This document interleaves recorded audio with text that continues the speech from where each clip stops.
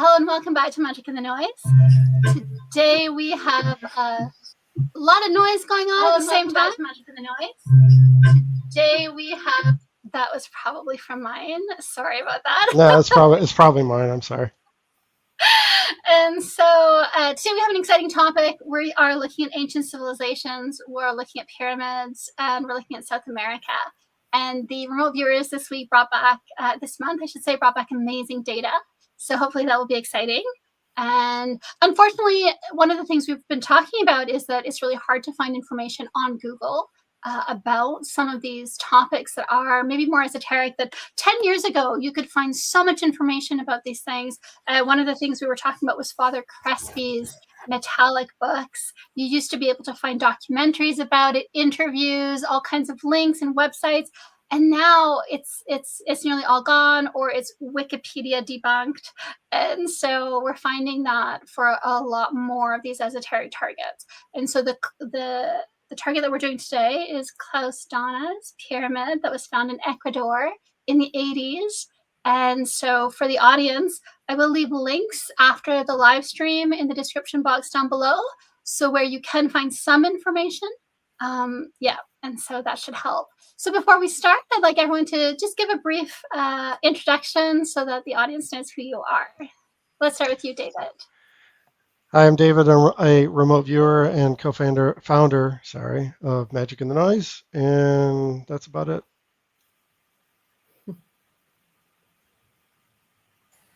Hi, I'm Patrick from Netherlands. My hobby is remote viewing.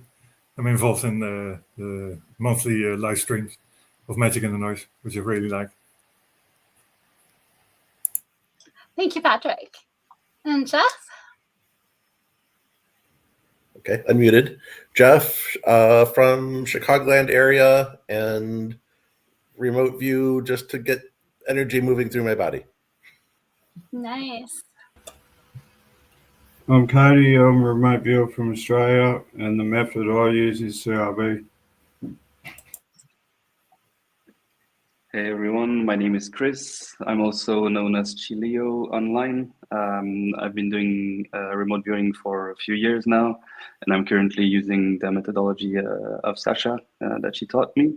And I'm always happy to be here, and I'm always amazed to see the data that comes out of all the sessions and what comes out of my sessions as well. It's always illuminating. Nice. And Michael? Yeah, so my name is Michael. I've been a remote viewer for about 9 months now. I use mostly a freeform kind of remote viewing method. And yeah, I'm just involved with these live streams. I was excited to be learning more. Nice. I'm Claudia. I am remote viewing now for 2.5 years approximately. I started with CRV, and since a few months I'm also working with the method from Sasha, full spectrum illumination. And well, that's about it. I love doing it. And if anyone in the audience, if you want to learn full spectrum illumination, you can visit our website, magicinthenoise.com, and you can sign up there. And how that works is, first you get a little consultation with me, and we just talk about your expectations, your goals, your current level, and then you have to work a blind target. And then from there, we place you into either advanced or introduction. Right now, I'm only teaching advanced, but we're going to be offering introduction to remote viewing courses online in the new year. So keep your eyes out for that. There is this growing phenomenon of people who are doing remote viewing that's not blind. But here at Magic in the Noise, we believe that it's only remote viewing if it's blind. If it's not blind, you're still using your psychic ability, you're still using your intuition, but we wouldn't categorize it as remote viewing. Right, David? Yeah, it's yes, correct. I mean, if we follow what the military did in the past, that they did it blind. So it's a scientific kind of process. So yeah, you have more confidence in your data when it's blind. Yes, I think so too. There's less room for bias, because I do find that sometimes when we see a lot of these non-blind sessions, sometimes it doesn't feel like I'm looking at remote viewing data. It feels like if I asked someone what their opinion was about a topic, that's the data that I would get anyway. And so it's not clear where that boundary is, I think, when you're doing non-blind work. And so that's why to sign up for the course, you do have to do a blind session. And it's not a judgmental thing, it's just to assess your level of skill. So today you're going to see amazing remote viewing from these amazing remote viewers. Let's get to that. We're still waiting. Patrick Flanagan may or may not show up today, and John Dixon as well. So we'll see if they come and join us later. So I'm going to share screen. And I was explaining to the remote viewers, and now I'm explaining to the audience. The live stream came up a little bit unexpectedly because time is passing a little bit too quickly for me. And we put out a new video coronation on the data that I got in the session on that. And so we have the first part on YouTube, if you want to check that out. And it was a lot of editing work, but I think it looks good, and we did it in a different style. So hopefully people like the new style. And then if you're a Patreon, then you'll find the part 2 that was too spicy for YouTube. That's only for the patrons.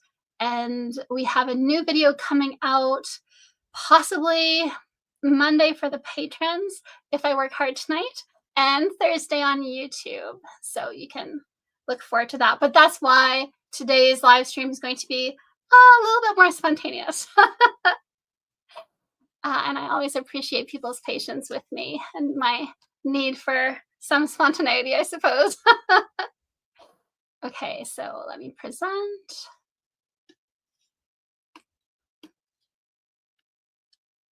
And there we go. Okay, so the target, as I said, was Klaus Donna's pyramid with the eye. It's an ancient artifact. It was found in Ecuador. This is what it looks like. And already we can see some really, really exciting data that came through on this target. And so a little bit of background. So it was found in 1984. So what is that, 40 years ago now?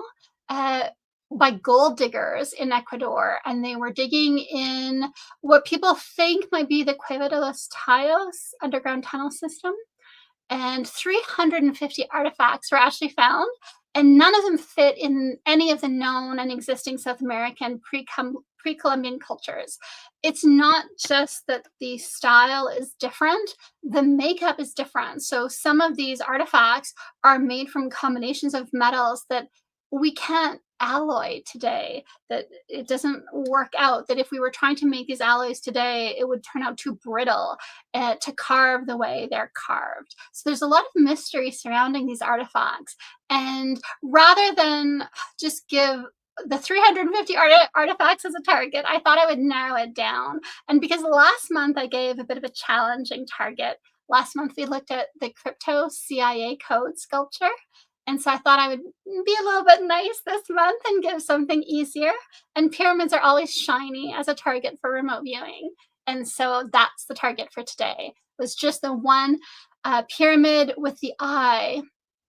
One of the things that's really bizarre is that these artifacts are old, very, very, very, very old.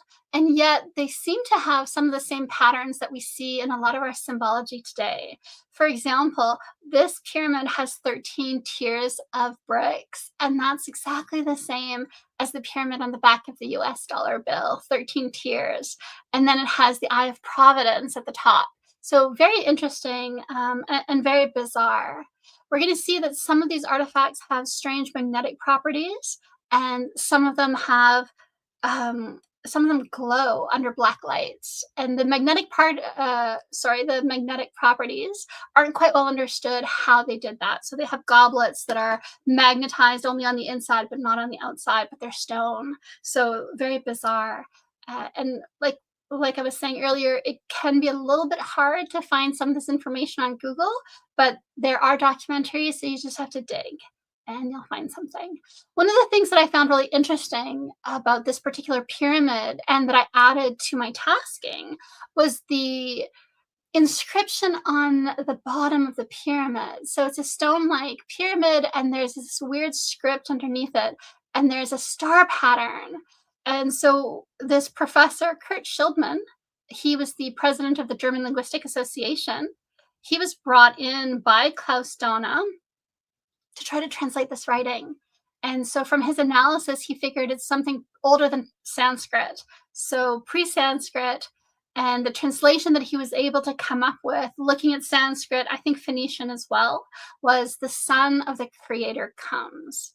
And I think that that's very intriguing. And so, and Klaus Dana, a few words about him. He's Austrian, and he is a curator of these kinds of ancient artifacts. He travels around the world and collects them and displays them and gives talks about them. So that's who he is. And so the writing that's found here is similar to or the same as writing found on stones in other places, including Illinois in the United States, in France, Malta, which is an interesting link. We'll talk about Malta, I think, next week in a video that's coming out. In Australia. So Cody, you can go hunting for artifacts that match the writing, and we can try to decode that. That would be fun. And so again, so this suggests that it's older than 6,000 years ago. And it could be significantly older than that, but that's the minimum age that these most likely are. So that's kind of interesting. There's also similarities to the Indus writing from India and the Easter Island writing. So if anyone wants to take a look at this and try to crack the code, and you can see some examples here. And later, you're going to see in some of the slides that some of our remote viewers had symbols coming through that actually do seem to mirror or echo some of the symbols we're seeing here. This stone, I think, is particularly interesting. So it's showing how to use the pyramid. And so it shows a figure holding the pyramid with his left hand on top. And he's wearing some kind of a helmet. And there's energy coming out of his helmet. And that helmet seems to be transmitting a signal or receiving a signal. It looks like an antenna of some kind, and to what looks like a UFO in the sky, or maybe the sun. So we see this shining object in the sky, and then we see this weird antenna-like device that's strapped to a helmet on his head. And he's holding the pyramid, and then from his eyes, there are 3 beams coming out and affecting these poor, sad little creatures. So it's a weird stone that people haven't yet quite been able to understand what the meaning of it is, but it does suggest that this pyramid is significant in how it can be used. On the back of the stone, you can see really, it's hard to see, but there's an eye here as well, and it glows in the dark as well. So we're going to see some of this in the data that came through to the remote viewers. Here's part of the helmet that was discovered. This is a metallic one, and you can see there's a hole in it, and it looks like that's where you would plug the antenna into it. So there's a piece missing. So I think that's quite fascinating. Some other data that came through is just about the 3 arrows that came through, and that ties in really esoteric ways to the 3 nails that we see on the Jesuits logo. So just something to kind of keep your eye on. This is one of the stones that was found in Illinois, where they have some of the same scripts as we found in Ecuador on these stones, this mysterious pre-Sanskrit script. And it's interesting to me because on this one, they also have the god on a cross shape and the nails. So yeah, something to think about. Here's another helmet that was found, and it's made of stone. And again, this is one that has these really strange properties. Under black light, there's these inlays, and they glow. And so here's just a man, one of the discoverers, who's wearing the helmet to show how it fits. And there are some people who theorize that the inlays are triggering some kind of parts of the brain that are talked about in Eastern medicine and acupressure, things like that. And we're going to see that actually in Claudia's session. So here is a jumble of images that, oops. And so here we can see the diggers that went in, and this is the Cueva de los Tallos in Ecuador. This is the cave where these artifacts were found.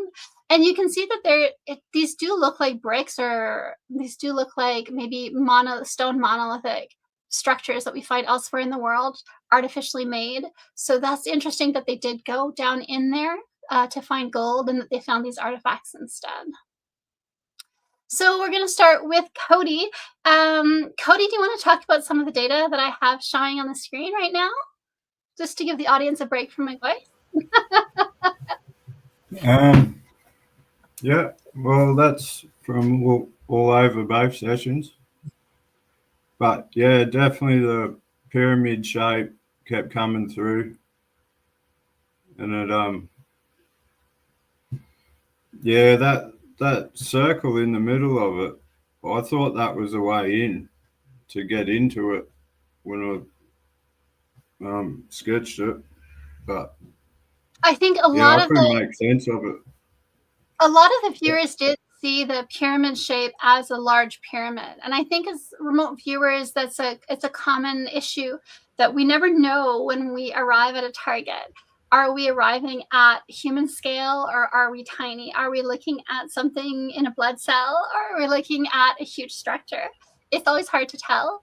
And so, but I did think that I was really amazed actually, because the eye in the pyramid, it does under black light, like we saw, it does have that blue kind of glow. So I thought that was amazing data. You have the shape of it, and even just the kind of craggy shape of it. I think that was really good, and we'll see that I think in the next slide. But you did have the pyramid shape coming through, and I think John had this idea of these deep ridges, deep edges, and Jeff, you had this idea of like something that's ribbed, or there's a grid or a bridge, and the square within a square is often used as a pyramid from above. That's often the symbol that's used. So I thought that was really, really interesting. And Cody, you really picked up on so much amazing data. You had that sense that it was old. You had this idea of alignment laser cut. And that's interesting in terms of they still don't quite know how some of these artifacts were made, how they were etched. And there is a lot of precision for the inlays, because like we saw in this slide, the inlays are perfect. They've stood the test of time. They haven't fallen out. And so the amount of precision to get those inlays in there. And you can see here as well with the script in gold inlaid into stone, and then the star pattern as well. So yeah, so I thought that was really good data. And that you're picking up that there's something in the center that's different. Yeah, I thought that was really good. And I think that whenever we have a pyramid, I think that sense of reverence of a temple or a church, I think that's good data, because that's how we see pyramids, right? And this was obviously a symbol of something significant for them. So I thought that was amazing.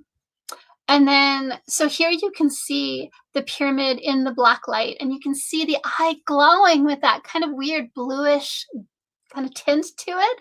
And it's such a perfect match to your data. So I just thought that was amazing. And even just like I said, like the kind of rough edge of the pyramid, I think is really nicely represented in your work. So even though you did see it as a building, as a big structure, you're still picking up the details that matter. And so, yeah, that's amazing target contact. And again, that idea that you have that it's something blue, we're going to see that in a lot of people's data. A lot of people picked up on that blue and white, and that there's this thing that's placed in a circular pattern. And like I was saying, these inlays are so precisely made. And some of them are gold, but some of them are other stones and other minerals, so that they glow in different colors. And yeah, so I thought that was really, really good. Jeff, you also had that kind of, you're picking up, a lot of people started picking up on this circular thing. And so we're going to see that more and more as we go through the slides. And Cody, I think you had the inlay of the stars that are in the bottom separate from the pyramid itself. And I thought it was really interesting because it's the stars that are inlaid on the bottom are the constellation of Orion. They're Orion's belt and a few other stars. And this idea of a council, a meeting place, that this place is connected to another place. I thought that was really good data for the pointing to a constellation on the bottom of this artifact. And so here you can just see more about it, about putting it under black light, about the colors of the inlay, and then the gold plates showing the Orion star constellation. So yeah, very, very, very cool. And so here, Cody, I wanted you to talk a little bit about this, because I did see this as the eye in the middle of the pyramid, and you have all these little pyramids around it. So I think that that's the data that's coming through. And then this structure that you have, I really did think it could be, you know, the edges, the corners of pyramid. But I also think it makes me think a little bit of some of the script. So I think you're kind of getting the elements and you're putting them together in an interesting way. A lot of people have these bowl shapes because they had to carve out the center of this eye in order to put the inlay that shines like it does under the black light. And they had to carve out these little dots here for each star. And so that bowl shape does come up in a lot of people's data and the engraving. And we're going to see this in someone else's session, but Cody, you have here this kind of like a diamond underground, and that this is under the surface level. And that really matches that idea that they had to go down into the caves to find this. And the diamond does come through in other people's work. So here we also have Jeff. You can see here as well. You have like here you have the word lava beside it, as though this is like a glowing, hot mass in the center, again, of this bowl-like shape. So I thought that was really, really good. And Jeff, you had this idea of the extended triangle. Again, I think that links to, in my mind, both to the pyramid itself, but also to some of the script that's on the bottom. And Cody, this shape as well. That's what I thought. I think it suggests that. I'm focusing on Cody first. We're kind of looking at everyone's session a little bit more one-on-one instead of all together, but we'll have to figure that out as we go. The high visibility protective gear and the mountaineering, I saw that more as the people going into these caves, but there's some suggestions that some of you were picking up on the Ice Age. And so I do wonder if these artifacts are older than the Ice Age, and maybe they've just been sitting down there. And so maybe ideas about the survival through the Ice Age might have been coming through. I suspect that's the case, and we'll see more data about that. Do you want to talk a little bit about some of the data that's here? Yeah, well, the whole session, I thought it was in a snowy place, a really, really cold place. But yeah, so it seemed really isolated, and they struggled to even get there, let alone get what they were looking for. But yeah, that guy in the protective gear, that just kept coming through. I thought that was like thermal sort of gear.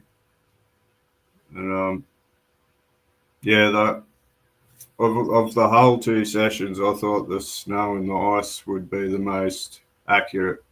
I just couldn't get away from it. I think when we're dealing with targets that come from prior to the Ice Age, I have a feeling that we experience parts of the Ice Age, because David tasked me with the Hobbit Homo floresiensis.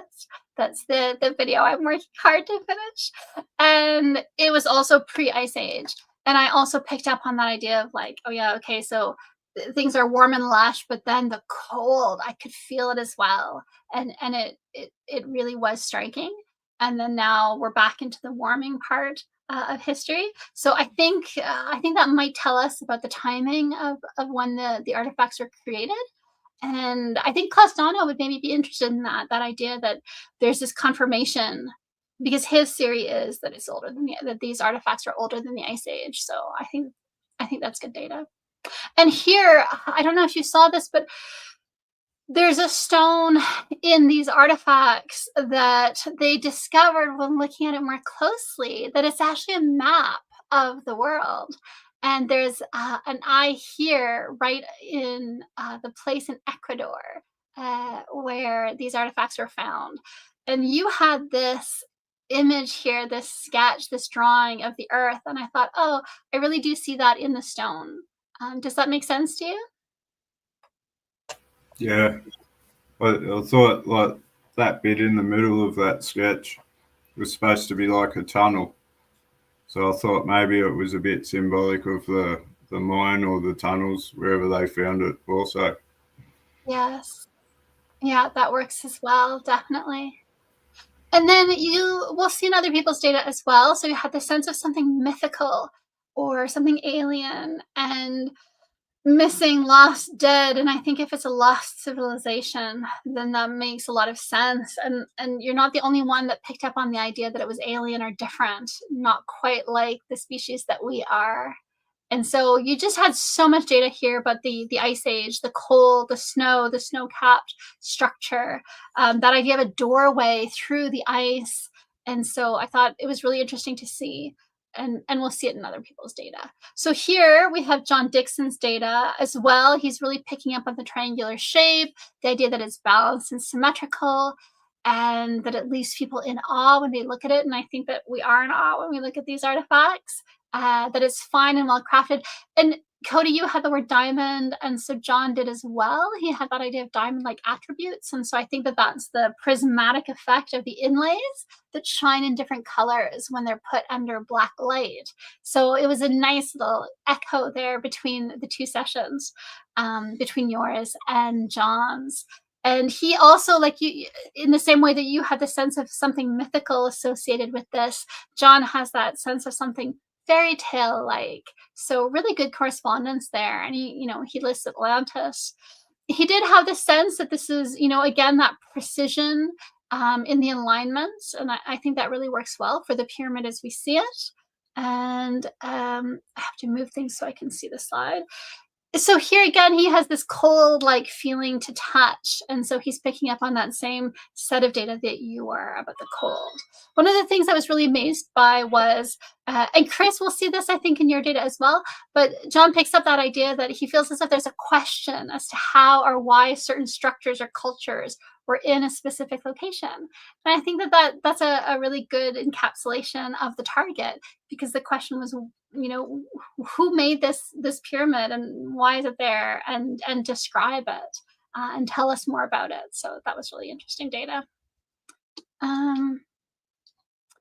And so again, so here we see in John's data the same craggy pyramid and the inlays here. So really good data as well. He's picking up the same thing. And you can see here he has the stepped pyramid, and it looks a lot like the one that you had here, Cody. So I thought that was really cool to see. Just a lot of echoing between the two of you. And he also had this sense of feeling like a lost family member, maybe, or that these people are lost, they're gone. And so again, he's resonating where you had that sense of death and lost people. So very, very good. Excuse me. And then, so Jeff, you picked up on this idea of these ridges or something that's ribbed. And so did John, so nearly the same words. So that's always nice to see, very similar sketch. And I think that matches the pyramid really well. And I was hoping, hopefully John Dixon will join us. David, if you can check the email or Facebook to see, because I wanted him to talk about this. I really do think this is amazing data to me. He had these 3 stars on these pillars. And again, he had them here as well, these 3 stars, these 3 structures. And they are 3 pieces of gold embedded in the bottom of the pyramid that represent Orion's belt. And Jeff, you had that as 3 yogis. And I thought that was so just kind of a playfully nice way of mirroring that data. And Jeff, you also mentioned that you saw these as bright lights and that idea of the star coming through. And so I thought that was amazing.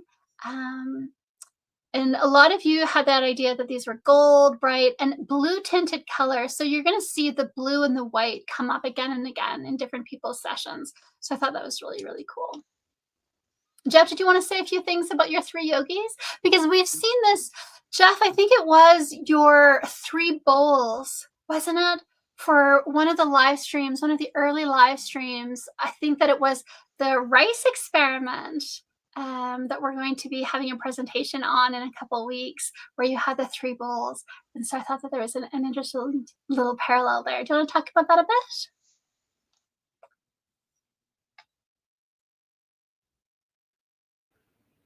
So I haven't done a whole lot of research on the target itself, but there were also some statues found at the site that looked very much like people sitting cross-legged.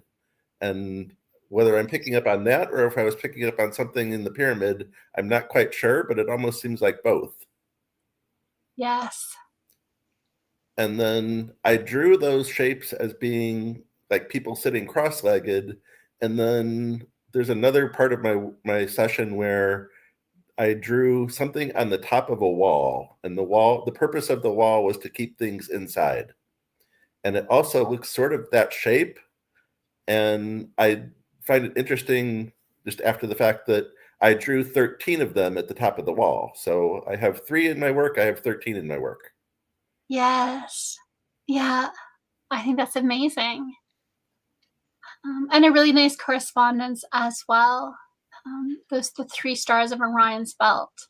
What about, do you think that that's related to the eye at the top of the pyramid and the Star of Bethlehem, the three wise men that come? Do you think that there's a correlation between these elements and that storyline? Definitely, I do. Jeff, what do you think? That sounds good to me. Yes. Also, John responded he's not going to be able to make it, just FYI. Oh, good. Okay. Thank you for letting us know, John. Looking at John's data here, yeah, I do. I think the idea of the stars coming through, the 3 stars, and Jeff, your 3 yogis, and even the yogi with a third eye, and the eye being at the top of the pyramid, it connects on multiple levels, and it's just fun. I put this one twice because there was some data that I wanted to compare with somebody else's, but I didn't have time to sort it through properly. But again, he has this idea of the focus of the 3 stars, which reminds of something to do with the Pleiadian star set. And I think that's interesting as well, because if you look at the Pleiades, they have kind of moved maybe a little bit more than other constellations. And when we look at the stars underneath the pyramid, I'm wondering if we could maybe connect it to the Pleiadian stars as well, or Pleiadian constellation. It's interesting, but John Dixon's data here makes me want to kind of look into that a little bit. And then connecting this to Cody, your mention of the aliens, he's talking here about something very mother-like energy, and then a lot of followers, but they're not the same race or not the same origins. And I thought that was an interesting kind of perspective. He's talking here about the location of the 3 as something of interest, a coveted object. The first alcabus, primus alcabus. So this is something we have to look into, but I just thought that was really interesting that he's kind of picking up on that, the 3 stars that are underneath the pyramid that point to, and especially because the translation of the script seems to be talking about the Son of God comes. Where is he coming from? And is it a sun as a solar object? Is it a star that's coming? I think that there are a lot of ways to interpret that data. I'm going to skip some of this. This, again, makes me think of the rock that was found that's a representation of the Earth with the eye where Ecuador is. To me, it's a fairly good match. And John is picking up on the different patterns that each has a different message or a different meaning. So I thought that was really good. Jeff, I see a connection between what you're drawing and what John was drawing. And I actually see a connection between this and the H sculptures at Pumapunku. And it would be nice to see what the connections might be with that, because those are ruins of a civilization that we haven't quite identified yet that's in South America. So I think there's something more interesting to that. And John gave us a little bit of data about the people that were associated with this thing, that they're not evil, they're not satanic, but they are maybe different. They're definitely spiritualistic, or they have ceremonies.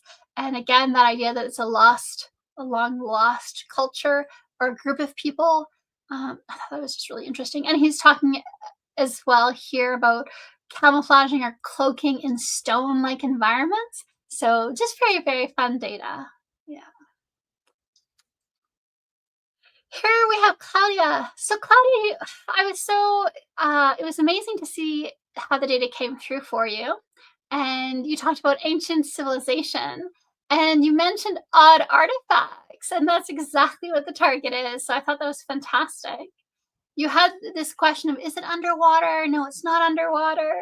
But again, if these artifacts come from prior to the Ice Age, then they would have seen warm weather. They would have been covered with snow and ice, and then all of that would have melted and flooded these underground caves. And then the water drains out. And then finally, in the 1980s, the humans go into the caves and they find these artifacts. So did you want to say just a few things about this before we move on to the next slide of your data?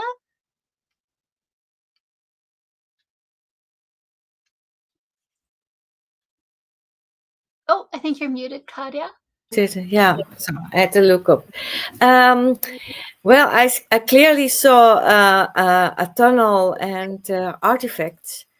Only I had the idea that I not really saw the pyramid, although I saw the triangle. But I felt it was it's somewhat downwards. Therefore, I thought it's underwater, and also because I often change the water with air, these kinds of things, that I thought I'll double check with myself, where is it? And I saw also very clearly that I saw the jungle, all the green trees, and very dense, and I saw here, and the quality is very high. Yeah, it was very.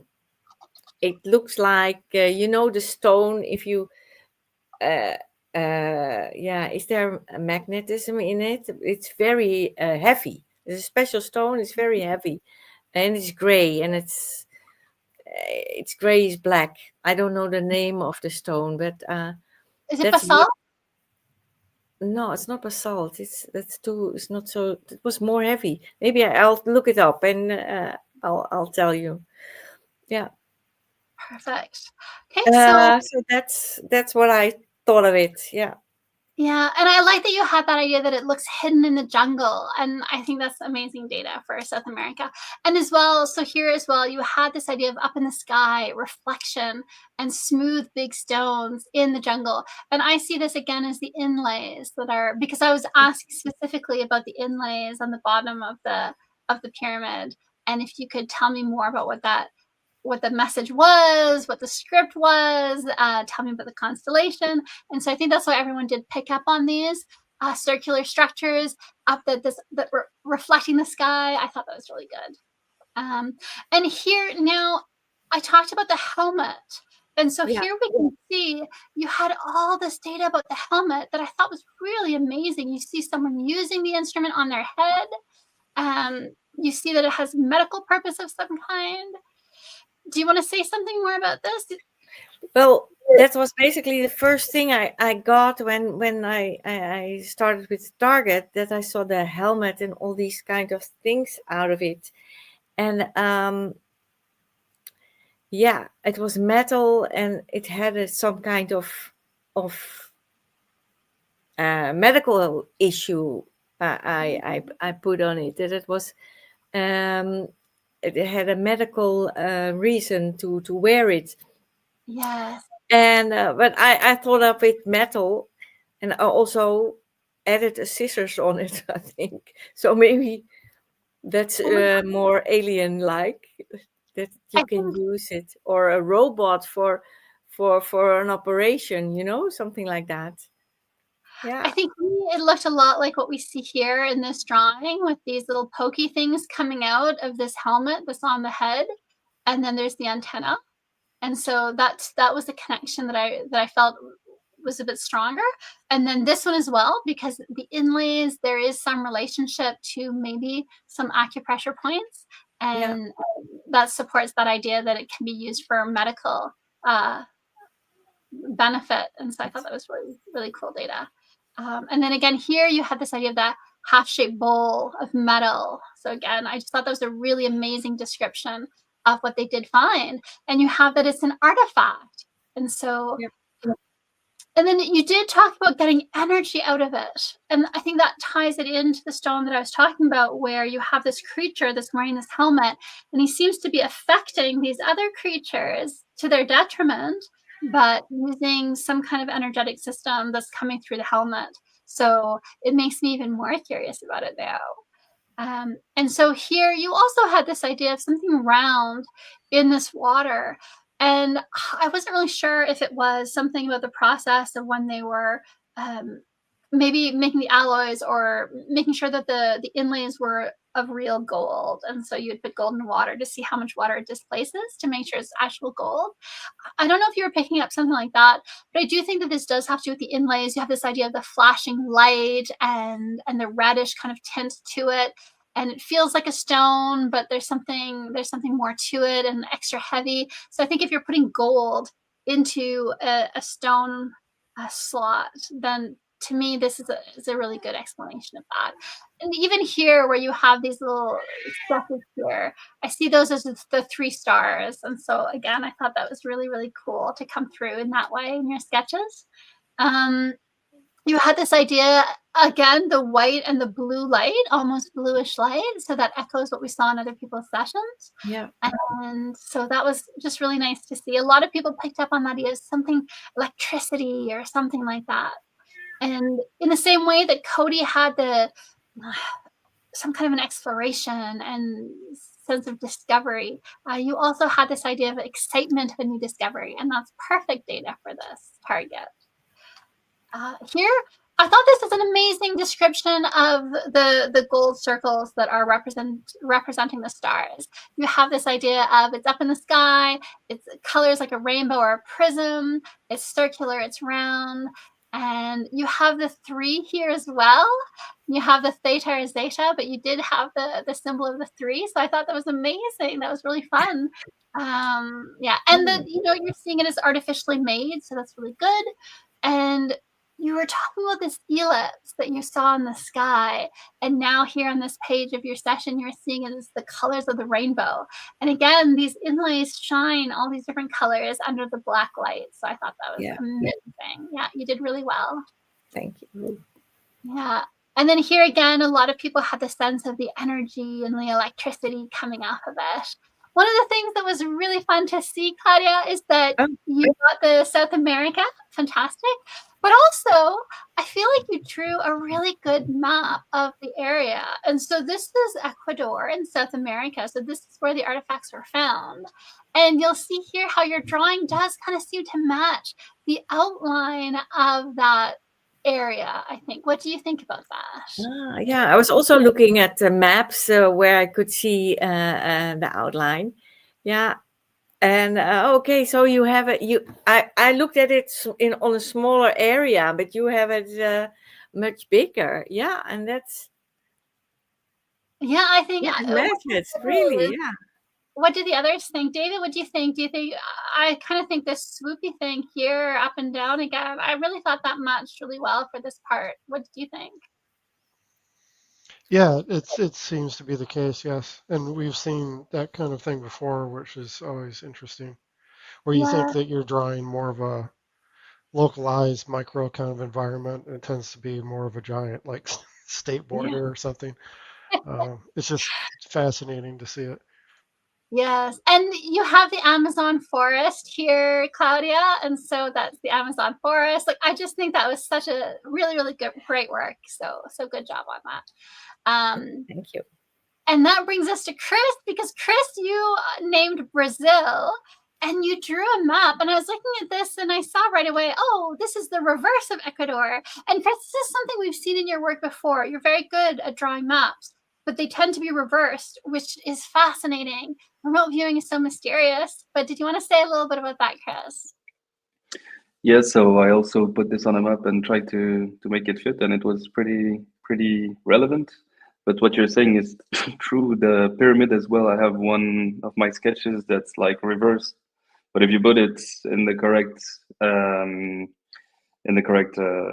side, it's really like the pyramid, also with the cap at the top. So yeah, I often get things reversed. And I think that's okay. I think you're still getting the data. And I think with analysis, the data still has value and it's still contributing meaning. But I do think, so I thought this was really, really cool that you have Ecuador so well drawn. I was really amazed to see that. So here it is reversed. This is the reversed one that I think is a really good fit. So yeah, amazing work. Everyone, you all did amazing work. So it was really fun to go through and look at your data. Claudia, you had this idea of the camel, and that maybe it feels like a metaphor, or there's that idea of the chameleon changing colors, and maybe it feels like the name of an inventor. And I was thinking, so the idea of chameleon matches the inlays that change color under the black light, but also I think chameleon, camel, Klaus, Donna. I kind of thought is okay. You're trying, the word Klaus is kind of coming through, but maybe too softly to really pick up on with clarity. But I still think it was fun. It was fun to see that data. And so then here, Chris, this is mostly your data. Do you want to talk a little bit about this? Because I think this is really good data for this, for the stars and the inlays.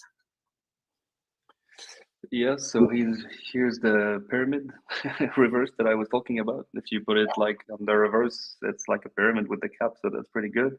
But the perceptions I got was more digging down in a cave that was diamond shaped. So that also ties back with what we've seen on Cody's and John's session with the diamonds aspect coming back.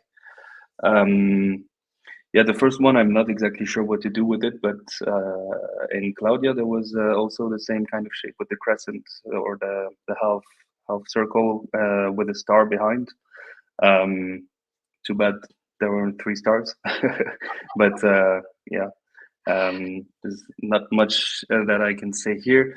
I didn't find really good correspondence, but I had a big feeling of something going down during the whole session. So I didn't really find anything matching, but I had the sense of something going down, or that something was purposefully putting something down. So there was really a downward movement. Yes. And I'm not sure if that has to do more with the inlay of putting this thing here, right? I really saw this as the gold inlay for the stars. I wasn't sure if it was more about putting that down into the bottom of the pyramid, right? Because it's being placed underneath, or if it had this idea of the sun comes from the stars, right? That they had this belief system that talked about a son of the creator coming from Orion back to Earth at some point in the future. And so I thought that was really interesting in your data. And as above, so below, which is something that we take from Egyptian texts. And I think it's a pyramid. So that as well is just good data. It's really nice. And yeah, and yellow and orange ones, that's also a common theme that I had during the session. I really had something with liquid, water, liquid, and energy expenditure, and also transmission. So I also had an antenna at some point, so that ties back with some of the stuff we've already seen. So I'm not super familiar with that, but I remember reading about some theories on the pyramids of Egypt that were potentially power plants of some kind, with some liquid mercury or something like that. I really don't remember. But something that the purpose of the pyramids were like to create energy of some sort through a chemical process, I guess. And so in retrospective here, when I look at my session, I really have that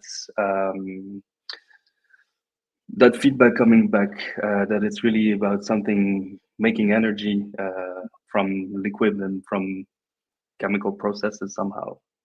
Yes, I see it on the 2 layers of meaning. I think that's the correct interpretation. Yes, that the pyramids were being used maybe to create power, because they were usually built over water aquifers, and so that has certain properties. And but the other thing was they melted the gold, I'm guessing, to put it in the inlays. I'm going to stop sharing for a quick second because I need to close my window and and I cannot, because my computer is being annoying. Just give me a quick moment. QUFOs mentions that on the last slide that pressure is also required to make a diamond. It's just a comment.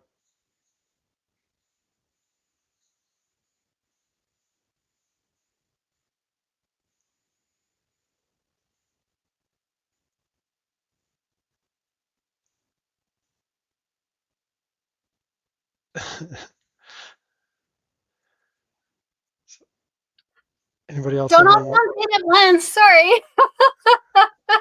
I know it's hard when I just drop out like that. I'm sorry, my keyboard the computer decided it wasn't going to recognize it anymore as a keyboard. And there's so much snow that the people decided to start clearing the snow right outside my window in the middle of the live stream. So sorry about that. Okay. Can you say that again, David? I just said Q UFOs, which is somebody that's in the live stream on YouTube, had mentioned on the last slide deck or slide that pressure is required to make a diamond as a comment. Oh yeah, that's right. Yes, and one of the things. Thank you, Q. What's the? Let me Q, see. What is Q the handle? UFOs, CUFOs. Thank you for that insight. I think as well, Chris, the fact that you had the diamond repository and the inlays there in this little repository for diamonds, it is interesting to me that the idea of diamonds did kind of come through to everyone. Okay, so let's go back to sharing if I can. Sorry about that. When things can go wrong, they will go wrong. And so, David, if you can talk a little bit, or if people want to talk about the data we've seen so far, just while I plug in my my alternate keyboard, because I can't share a screen until I do that. So, thank you. I don't know if it's going to come later in the slides, but along with the diamond stuff, I had some kind of opposing forces coming together, so that could tie in with the comment that pressure is required. And also I had some sketch of kind of like a chemical experiment potion kind of thing, where it was boiling with glass, something being prepared, hot liquids, and I had the word elixir and experience. So maybe that can tie with the alloy thing that Sasha was speaking about. I had the word elixir as well. And does it have to do with fluids? Yeah. I mentioned life elixir. Interesting. Yeah, that's interesting. And so we were speaking about snow before the actual live stream with Cody. I didn't really have snow, but I had a lot of liquid dropping, like as droplets.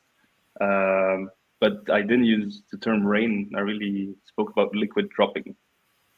So that can still, I mean, I see the correlation with the snow there.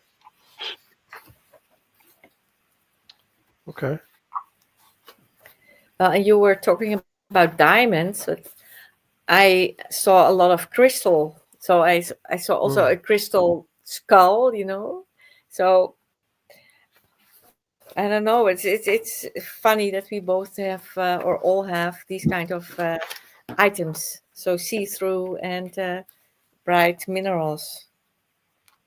And Chris, I think your droplets, the more I think about it and the more I see the data I'll put together, the more I do think that a lot of you were describing the process by which the inlays were melted down and then chemicals were added to make them shine under the black light.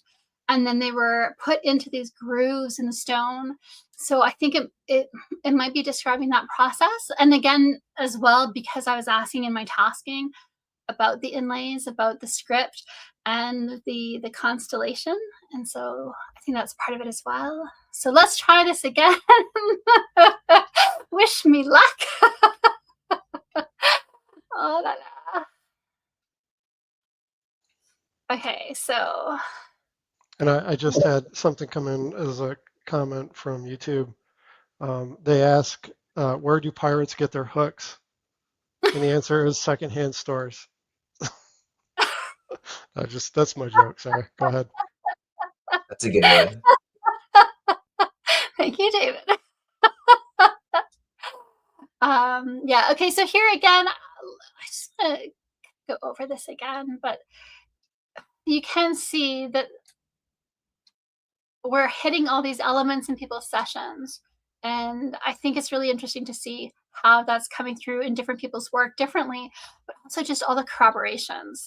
I was really amazed by that.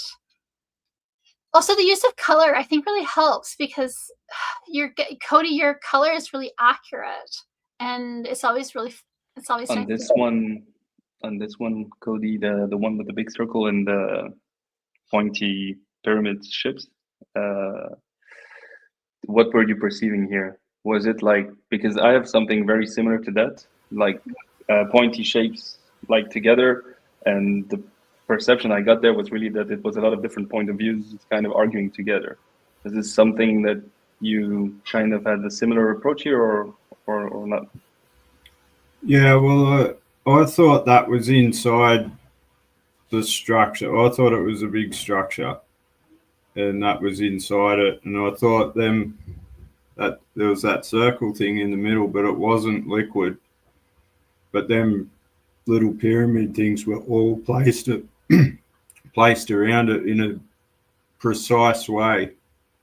That's why I asked before the live stream if they've found any more. So I thought maybe there's a set of them and they put them all in a certain way or something like that.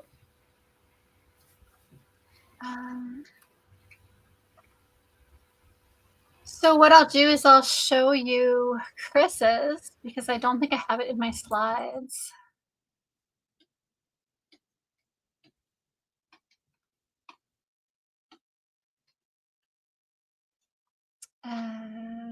There we go.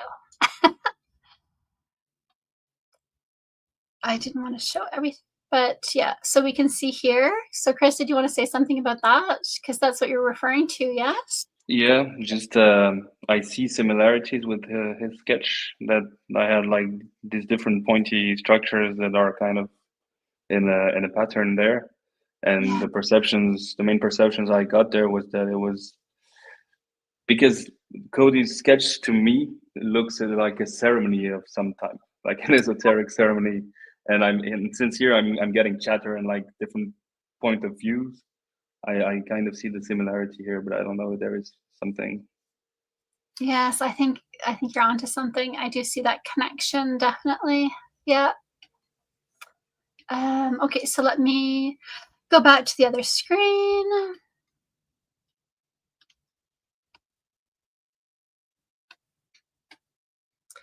Right. Am I going too fast? Did I miss things that were relevant? Oh, yeah, I was going to talk about this, but we'll come back to it when it comes up again in other people's data. We're not seeing your screen now. Oh, are you not? Oh, okay. Sorry. There's an extra step with StreamYard to sharing screens. So, oh yeah, there's that as well. I wanted to talk about that as well. There we go. I just have to scroll back through. Yes. Yeah. Okay. You also, I just want to point out here, Chris, yeah, that you had the idea of the star. Even this, you have the color, and I do think the glowing under the black light and the energetics and even the antenna kind of, I can see it building through your session. And Jeff, you also had this idea of this bright light that hurts your eyes. So I think a lot of people were picking up on those kinds of things. Oh la la. I thought I was being clever by just unplugging my keyboard and then plugging it into a different socket, but I was not being clever because I should have just changed my keyboard. So, David, if you can talk for a few minutes while I change that, that would be great. You know, last month I was on a business trip. I stayed at a hotel. They tried to charge me an extra $10 for air conditioning. That was not cool. Sorry. Reminds me of how some like cars, they're charging you like a monthly subscription service to get like heated seats now. Are you serious? Yeah, that's an actual business model. Wow, that's like going the way of the airlines, trying to nickel and dime you. That's crazy. Is that like what is it? What company is that? Do you know? Tesla? I don't know exactly, but probably find it online. It's wild. So anybody else see similarities in the data so far that hasn't been brought up in relationship to what you've seen so far from the other viewers? Yes, I do. I had very similar shapes as the work of Chris. You know, with a kind of tripod shape with a circle. I was talking about I had a lot of liquid and some process involving with the liquid. I even wrote elixir as well, live elixir. That was funny. But you know, you never know where you pick up on. So Yeah, it's always weird, huh? I mean, anything could appear in the session, so it's always funny to get like similar words or similar concepts. I mean, that just reminds you that remote viewing is real. oh yeah.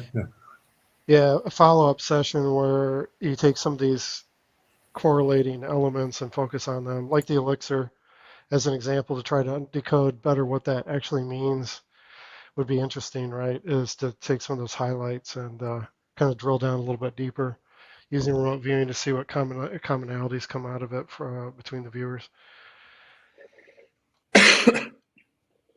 But talking about cars, has anyone ever done a remote viewing session in their car? Because I did that once, and it was one of my best sessions ever. Oh yeah. I thought it was gonna be lame because you're not comfortable, but it was really good. I've done it on the bus before on transit, like the metro station and everything. So it's kind of noisy in there, but yeah, I've gotten good data from there. Interesting. So I apologize, and it's funny because today is the first time we're streaming on Twitch, and we're having all these technical difficulties, so I apologize again. I don't know what's going on today. Okay, so normally you all get to kind of see more of your data, but for this time you're just going to have to sit and wait as we go through kind of maybe people's data more one by one, but I appreciate your patience. Chris, this shape again, you know, you're also using color, I think, in a very effective way here as well. And you have that sense of to me, I see this as the script, to be honest, and I see it's a combination of the pyramid and the star, but also I think the shapes of the script. So I thought that the inlaid script. And here, we're going to see this again in Jeff's data, but Chris, you had the idea of a house with the lights coming off of it, and Jeff will see your house as well. And so I think that's interesting interpretation of the pyramid. And again, that energy emanation from a source and going down underground, really good data. Something to do with shielding. Chris, I think you were mentioning that earlier, yes? Or was it Jeff who was mentioning that? Jeff, you were mentioning that, that you had that sense of shielding against a wall. I'll bring your session up, but if you guys want to say something about that. Or not, I don't know. Everyone's shy. Yeah, I need to find that one back because I remember it's a small part at the bottom left of one of my pages. Yes, yeah. Okay, so I'll just move to the next slide. And so here, what I thought was interesting here was that we saw the man using this pyramid to, I don't know, put beams of light going from his eyes into his victims, and that the helmet somehow is transmitting a signal to this glowing thing in the sky. And so I thought that the lotus is an interesting symbol that's coming through in your work, Chris. I saw it as the lotus. We've seen that in your work before when it has to do with these kinds of topics, and that you were tying the idea of the lotus to this kind of metallic round gray thing, that there's energy coming out of it. And so that did really make me think of that helmet that Claudia as well did a good job of describing. And then if you want to say a few things about this, because I think, again, these are really good descriptions of the antenna-like helmet part. It's interesting to me that people were drawn to describe the helmet. And I think things that have to do with consciousness, with bending consciousness, especially if you're influencing other people through some kind of a helmet device. I think that is of particular interest to remote viewers. And so the pyramid, everyone did a really good job of describing it, but then they all kind of moved to the helmet, and what does that do? So that was really cool to see. So if you want to say a few things there, Chris. Yeah, so basically, in addition to all the liquid energy emanation and all of that, I really had that whole part of a signal kind of being beamed like an antenna. So I drew an antenna, but the perception was really something about transmission of content. So kind of like a beam, and that it's propagating a signal to reach the most people, so to reach a lot of people. So that ties in with the other stone that you showed with the the weird stuff coming from the helmet antenna and beaming stuff at the poor victims. So that kind of makes sense here. Then the next one, it's tied in the same idea of just something being beamed and signal being intercepted, produced, and like sent. And yeah, something with the decision making and controlling power to keep control. Then yeah, for what end goal? Harmony and avoid chaos. Yeah, that one. I don't really know what to make of it, but it's very mysterious. Yes. Yeah. And then you also had the sense of Arctic and exploit. And so that I think ties in really well with Cody's data about this adventuring and the Ice Age.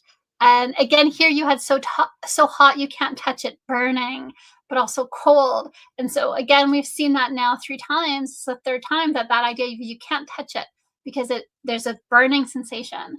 And whether it's burning because it's so hot or burning because it's so cold. So I think that's just interesting the way that comes through. So here we have Jeff and Chris's data that I do think maybe ties back to the script that's on the bottom. And especially I think this one, Chris, matches really well with the inscription on the bottom. And but this, Jeff, the symbol that you have here, we saw that on one of the other stones in the set of 350 artifacts. So I think people were doing a good job of picking up on the script. So I thought that was really cool to see. And again, that idea of something mysterious and hidden. Now we saw that, John had that idea of something fairy tale like, and Cody, you had it like mythical. And Chris, you were also in your session picking up on something dishonest or not entirely honest, something hidden. I wonder about that.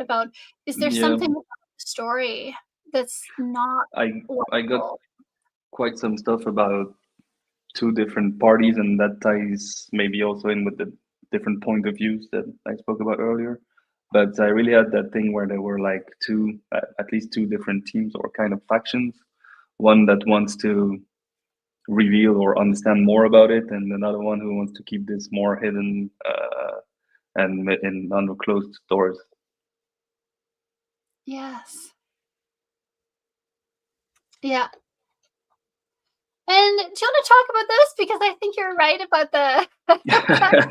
Yeah, so there's actually a documentary on this pyramid and the different artifacts. It's called Klaus Ghana Chronicles Secret Worlds, something like that.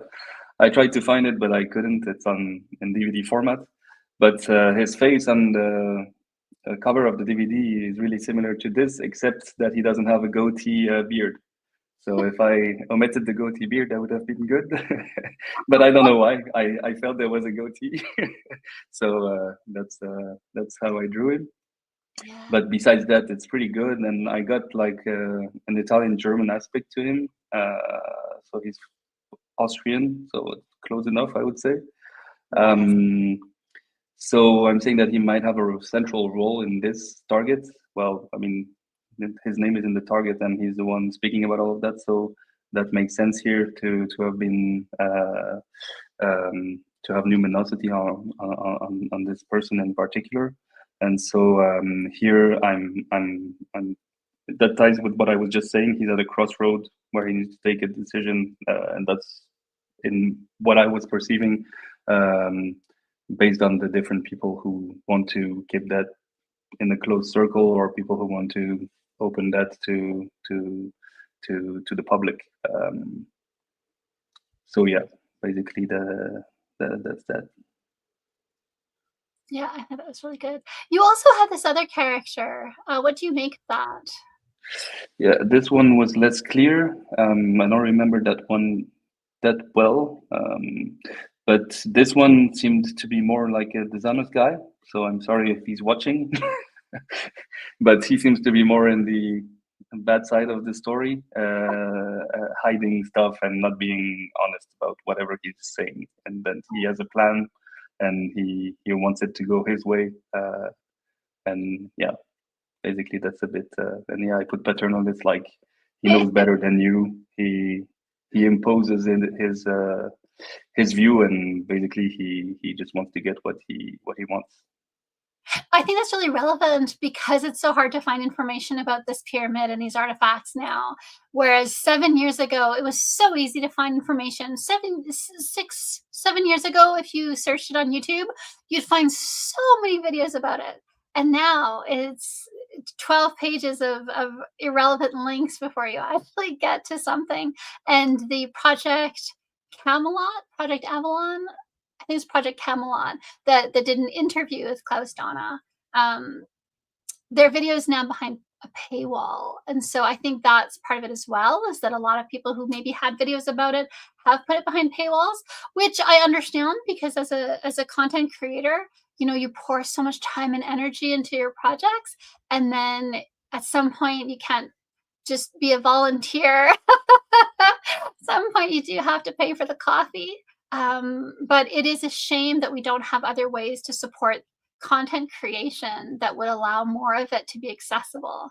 So yeah, that's a tough call. And then here, I just put this, Chris, as well, because I think it's the same idea as well, is that there's these secrets and someone else is deciding what we get to find out about and what gets hidden from us. And that's frustrating as someone who wants to know more.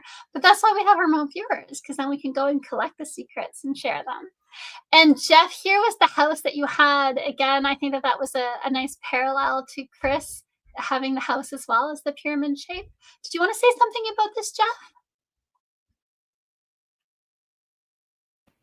Okay, unmute. So you cut off the part that I had written on the side, safe house. So is the pyramid have something to do with keeping yourself safe and safety? Don't know. My house was burning though. So it wasn't a safe house. Yeah, that's the thing, right? Like there was a little bit of contradiction there. I wasn't too sure what to make of that.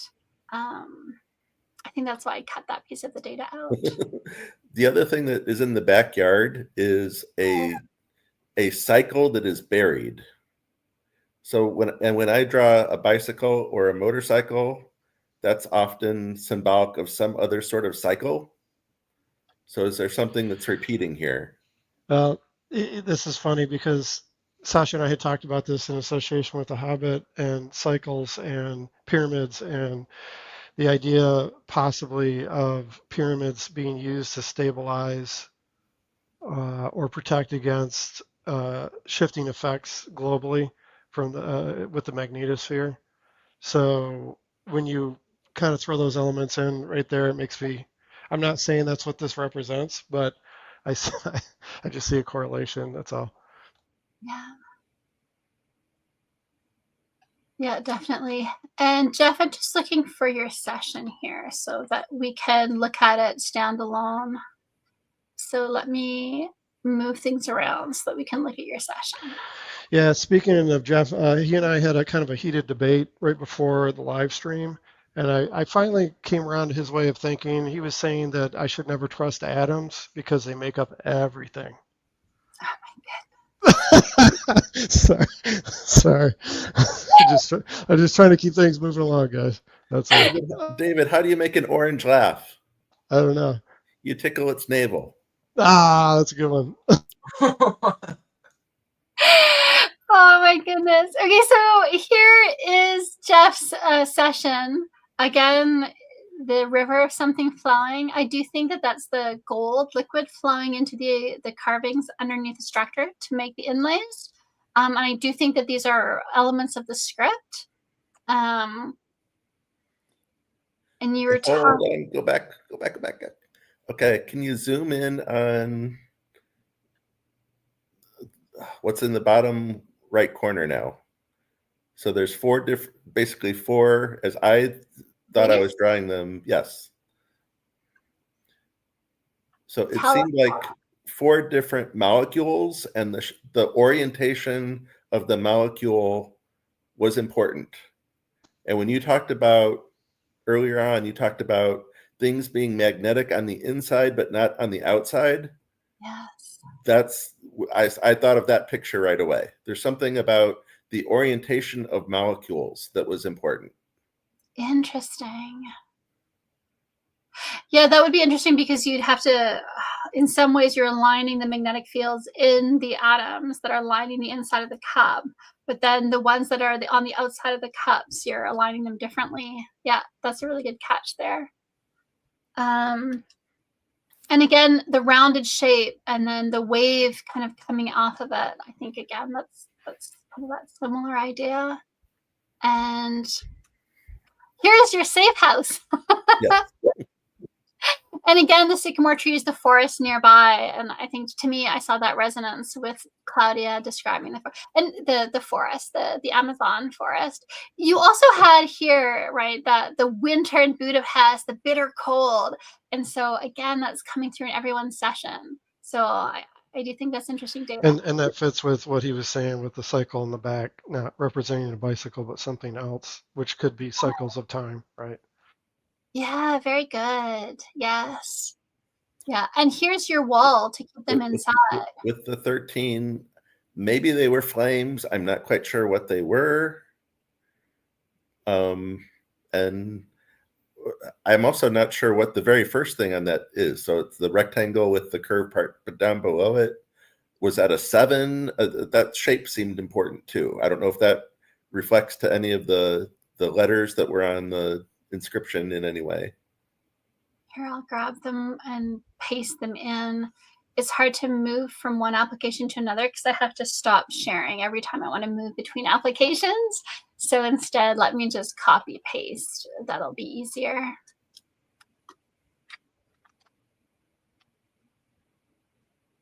Oof, that's really big. Can you see the script there? Again, do you see the kind of starry shape, Chris, that was in yours? And this, Dixon. yeah, Dixon had the open triangle with the curve around it. That was very Masonic. And Jeff, you had the X triangular shape with the extended X on top. So you guys actually did a really good job of actually replicating the characters of the script in your sessions. I thought that was amazing. And what I'll do is I think I'll put some images together and we'll put them on our Facebook and in our Patreon just to show the extent of it. Because I thought that was amazing. What do you guys think? Are you surprised to see that? Yes.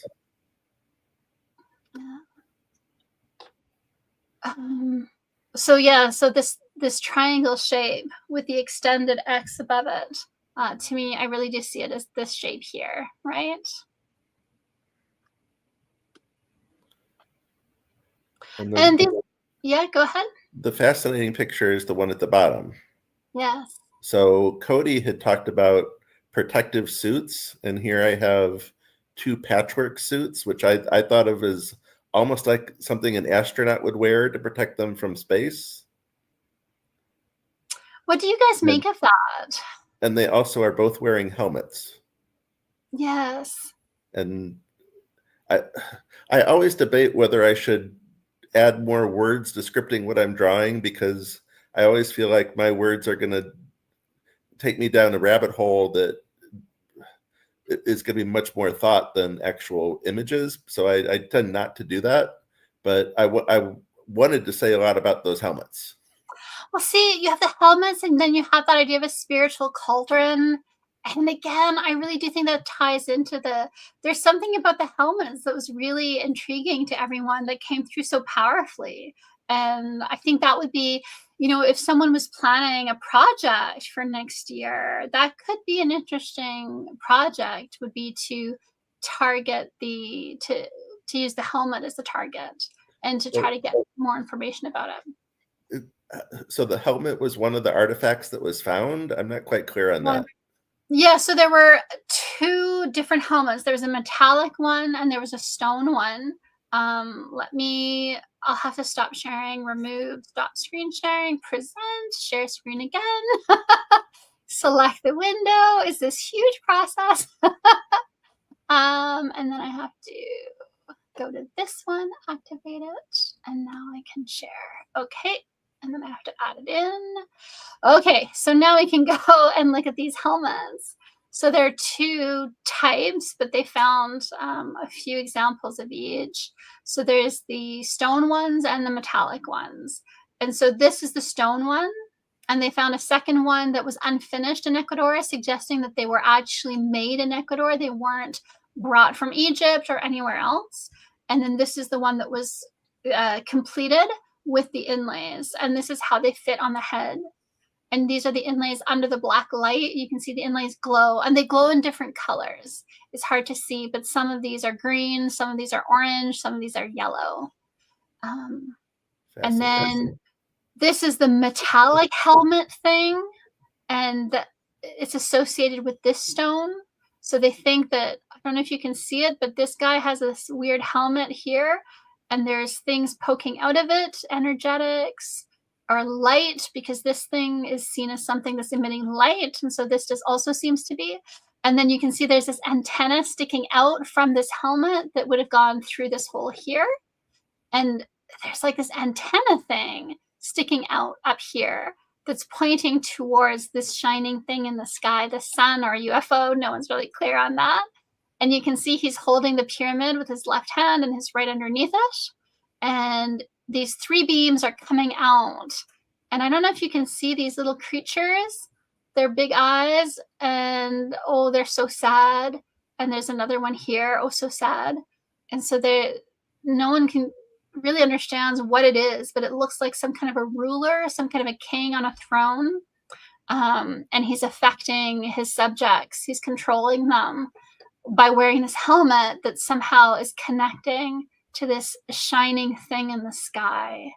And so that's why I think if I had known how attracted you all were as a group to the helmet, I think I would have given that as the target. But because we had just come off of Kryptos and I felt bad for giving you guys such a challenging target, I thought, I'll give them the pyramid because it's super shiny and it'll be easy to access. And you guys did amazingly well on it. But so, yeah, I think that the helmet, there's definitely. Do you see that, Jeff? So I guess I'm not aware of anything else ancient that reflects a helmet if it wasn't something like protective in battle. This seems like just a rare thing from ancient relics. Have you ever seen a helmet before? Are there other incidences of things like this? Not to my knowledge. What about anybody else?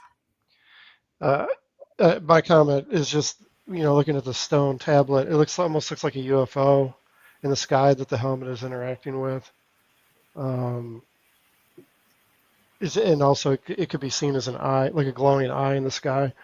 But yeah, anyways, it's just interesting. And no, you had some helmets that were with the giant helmets, but those were different, weren't they? I think there were some that weren't they? I can't remember, were they made of stone or not? You're not talking about these ones? No, like there was another topic that we were talking about like a couple months ago, and there was like these giant helmets or something that were uncovered. It looked like they went on somebody who had a bigger head, and I thought maybe some of them were made of stone, and I think it was South America or something, but I can't remember the context of those. Yes, that's possible. Anybody else? Does that ring a bell? Yeah, I have also something on my mind's eye. It's Mayan or Peru or Indian, but it's like a small stone, and then you see an image of it's like someone is in a UFO, and then he has a helmet on. I see it clearly in front of me, but I don't know where it's found exactly. Okay, well, if you find it, send me the link in the chat. Yeah. Okay. I'll check.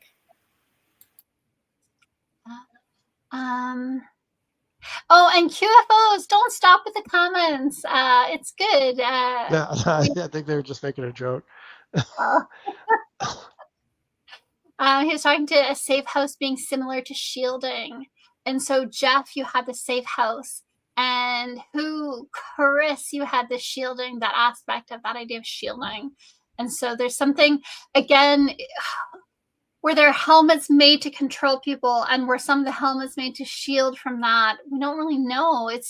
These are ancient artifacts, and we don't have any really written records of what was going on with them. And I do think some of this data in some of these sessions really suggests that there's more to this story, a lot more to it. It's really fascinating. So I would like to do a follow-up at some point in the next couple of years to get more data about it. Yeah. And so, are you guys seeing? Yes. Okay. So even these, so when we look at these and we compare it to what I had shown, where was that? Of the script, I think that there's definitely something going on there, right? Yeah. So, okay. So let's move on to, well, since we're on Jeff's session, let's just finish looking at his session, because you have some fun stuff in there. And then Patrick and Michael, I haven't forgot about you. There's just, as always, there's so much data. And because this time round, I did not, I ran out of time. I wasn't able to put it together as I usually do. So you're having to look at it a little bit more in isolation. But I think that still works. Again, here, Jeff, that idea of the fire, rock, lava. You're not sharing. Yeah, sharing. I'm not sharing. Yeah. Sorry. So Jeff, again, that idea of the fire, rock, the lava, it just makes me think of all the other sessions we've seen so far with the pouring of the gold into the bowl, right? And so, but that also looks reminiscent of the UFO on the pyramid too. Right, Yeah. That's true. Yeah. I also had a sketch that looked a bit like that, and like the UFO, and I also put lava. That's something hot there. Interesting. Was it in your? I don't remember where it was. Where are your drops, though? That I do think that idea of purifying. I think if it's in the first session on the 8th page. Okay.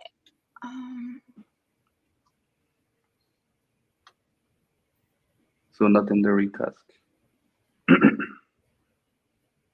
Yeah. There. Yes. Liquid rock, liquid oil.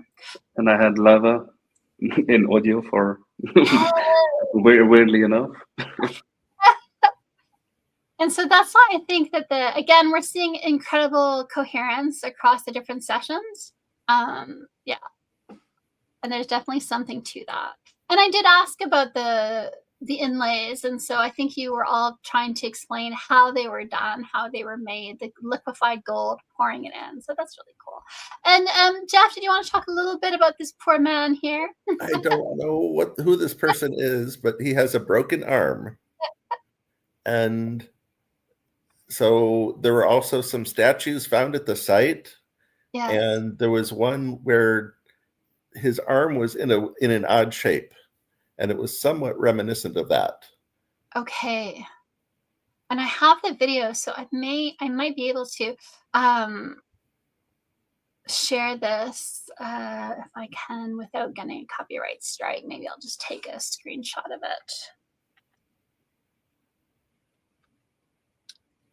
Yeah, so this is one of the sculptures that was found, or that Klaus Donner presented in the same presentation. And this makes me think of your 3 yogis as well, Jeff. Yes. There's another one, though, where the right arm is sticking out at an odd angle. Okay. It's in that same section. Yes. So if you can't find it, that's not so important. But Yeah. I'm Yeah, not quite sure what that guy was, but. And so, yeah, I think that it was good data. And so here we have your stars, your bright lights. And again, you had this idea of the story having been embellished. And we keep seeing that there's a falseness to the story, that there's a mythical element, that there's a fairy tale component. I'm not sure what to make of that in the context of this find. I don't know if anyone has insights based on their work, but you can let us know.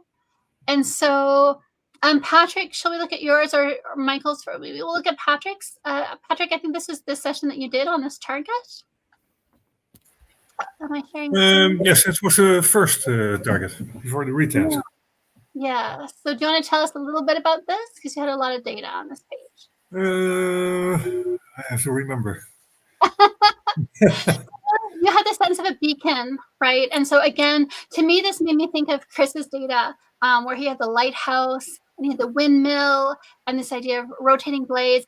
And John Dixon also had the rotating blades, the helicopter-like sketch.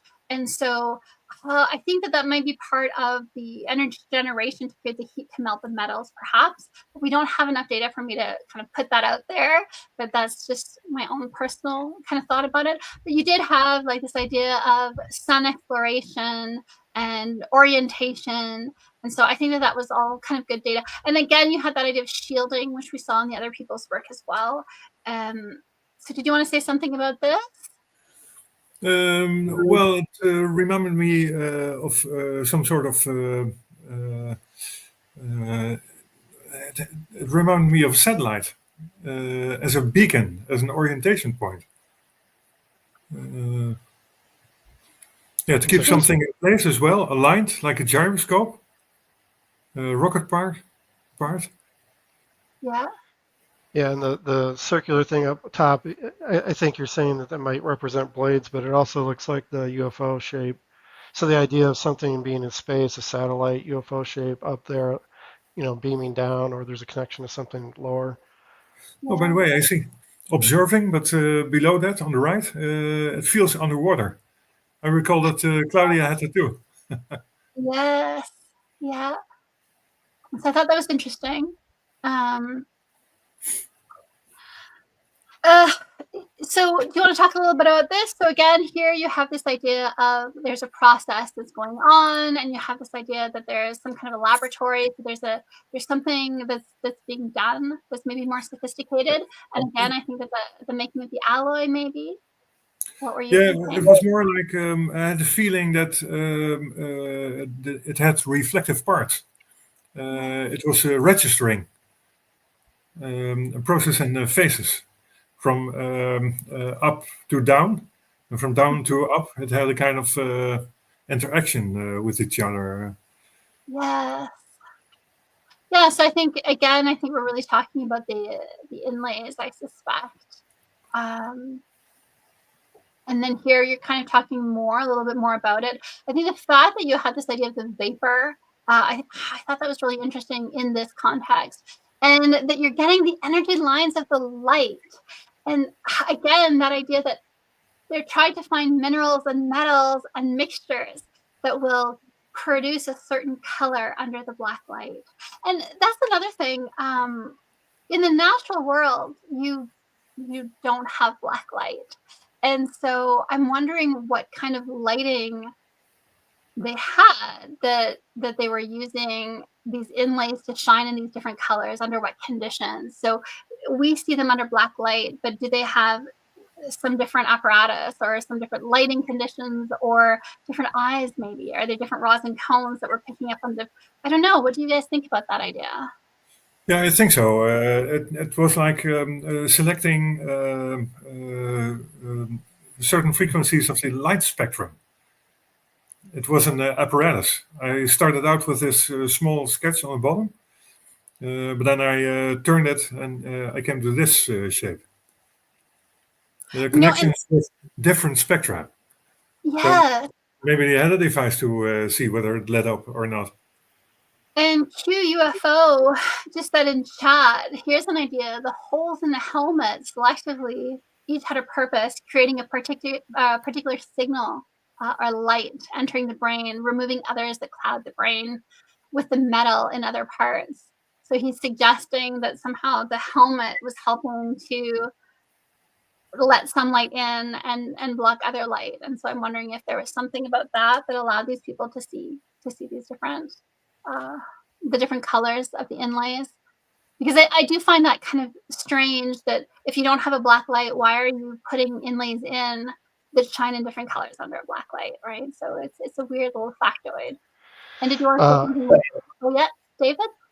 I don't know if black light, I don't know if it would be visible under infrared conditions, but there's scientists believe or have shown apparently that you can see in infrared if it hits the light, your eyes in just the right way, and maybe more certain people more susceptible to being able to perceive it. So it could be certain outliers may be able to pick up on that without a black light. That makes sense. Yeah. Can I interrupt for a sec? Well, with regards to the helmet, I found this statue is from the Mayan. Whoa. Can you share a link, or I'll just make you bigger? Hold on. I'm not so technical. This is from my mobile.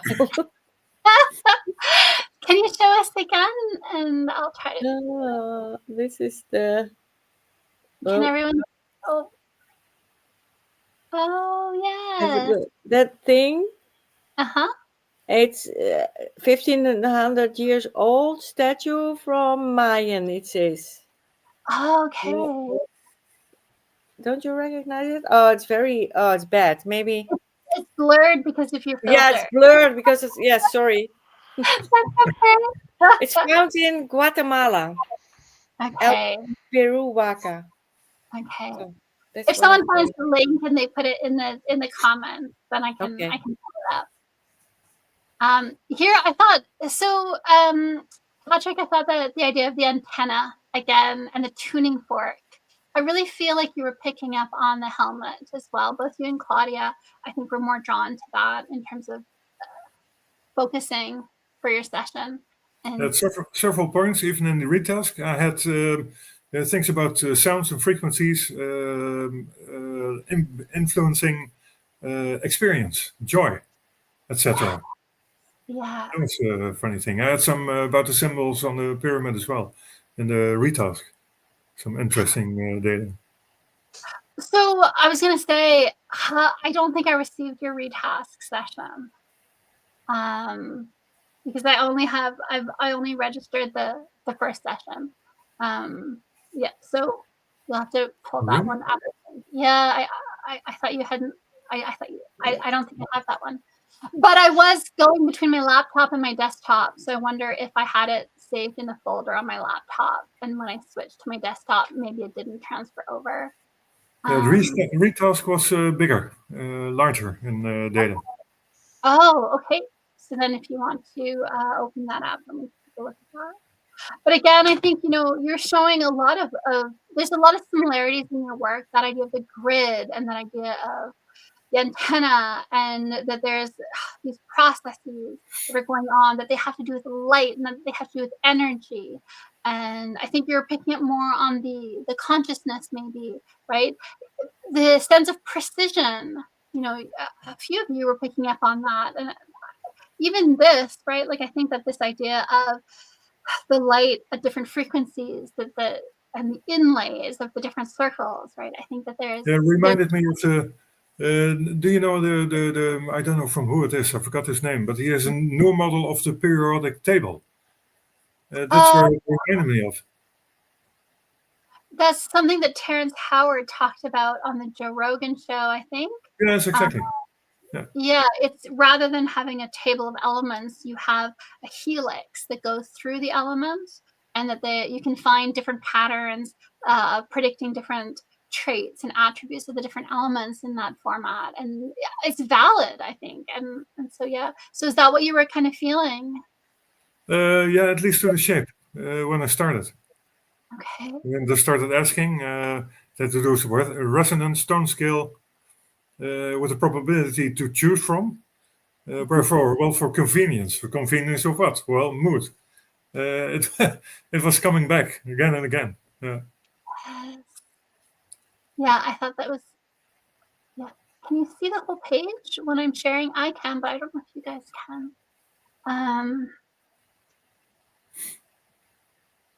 And so here again, when we see it all together, you have that same, the signal, the crossing, the receiving of the frequency that brings us back to Chris's windmill and the X shapes, and everyone's picking up the helicopter-like, I don't know, energetics, I guess. And so, and even here, I think this is a really good drawing because these are the 3 stars, right? You have it as frequencies or patterns, but I really do see the correlation between that and the 3 stars of Orion's belt that we focused on in somebody else's session. So Too bad, because in the retask I had symbols and signs for the zodiac. You don't have it, unfortunately. Can you Yeah, correlation with a situation of the start. If you can resend me the email, just hit resend on the email, and then I can just pick it up from there. And so now we're going to switch to Michael. Are you ready, Michael? Yeah, as ready as I'll ever be. So let's look at your data. If it pops up for me. There we go. Okay, so do you want to just walk us through it?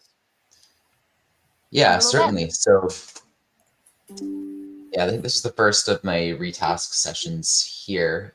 And yeah, so I had this free drawing. You can see a bit on the far left of which I ended up sort of construing as a bird in flight. And I thought that was actually connected to the Cueva de los Tallos, because when I looked up a bit about this cave, I think it was actually a place where a lot of the natives were actually hunting oil birds for like food and so on. So I thought that was kind of an interesting connection. See right below the free drawing, the basically the eye, and another instance of that similar thing with the radiance coming out of it. I know, I was looking at this and I was thinking, like, this, it brings us back to the eye in the pyramid, but also to that UFO-like shape in the stone that tells you how to use the pyramid. Yeah. And the fact that you're seeing is believing, so you're telling us what it is, and it's a really good sketch because it's really showing us both at the same time, and I thought that was amazing. Yeah, and basically right next to, I draw a person next to like this like vehicle kind of an area, then reinforced pressurized frames below like a NASA rocket thing. So I think that may have actually getting into a bit of a space connection there, although I didn't want to like jump to conclusions too quickly. Yes, and I know you didn't mean them to be, but I do see these as little diamonds, little, you know, you have them as little screws with the X's, but for me, I can make the connection visually from the automatic writing of the inlays of the circles underneath the pyramid. So I thought that was really cool, actually. Yeah. Yeah. Even the lattice, you know, everyone's picking up on the grid, on the X, and the script that was the triangle with the open X at the top. So I thought that was good as well. Yeah, but beside the lattice, I also had a grid folded up, surrounded by blue. I almost mapped that loosely to the that stone that had a map of the world on it. You know. Does I hadn't seen that connection, but as soon as you say it, I'm like, yeah, that's true. Yeah, the grid folded up, because that is what that the world stone is. And again, everyone is picking up on the blue and white light. So yeah, just nice. Yeah. So and the satellite overhead as well, right? Right. Yeah, there's that. Trees in a windswept landscape. I saw that some parts of Ecuador apparently do have some of those shapes a bit further up.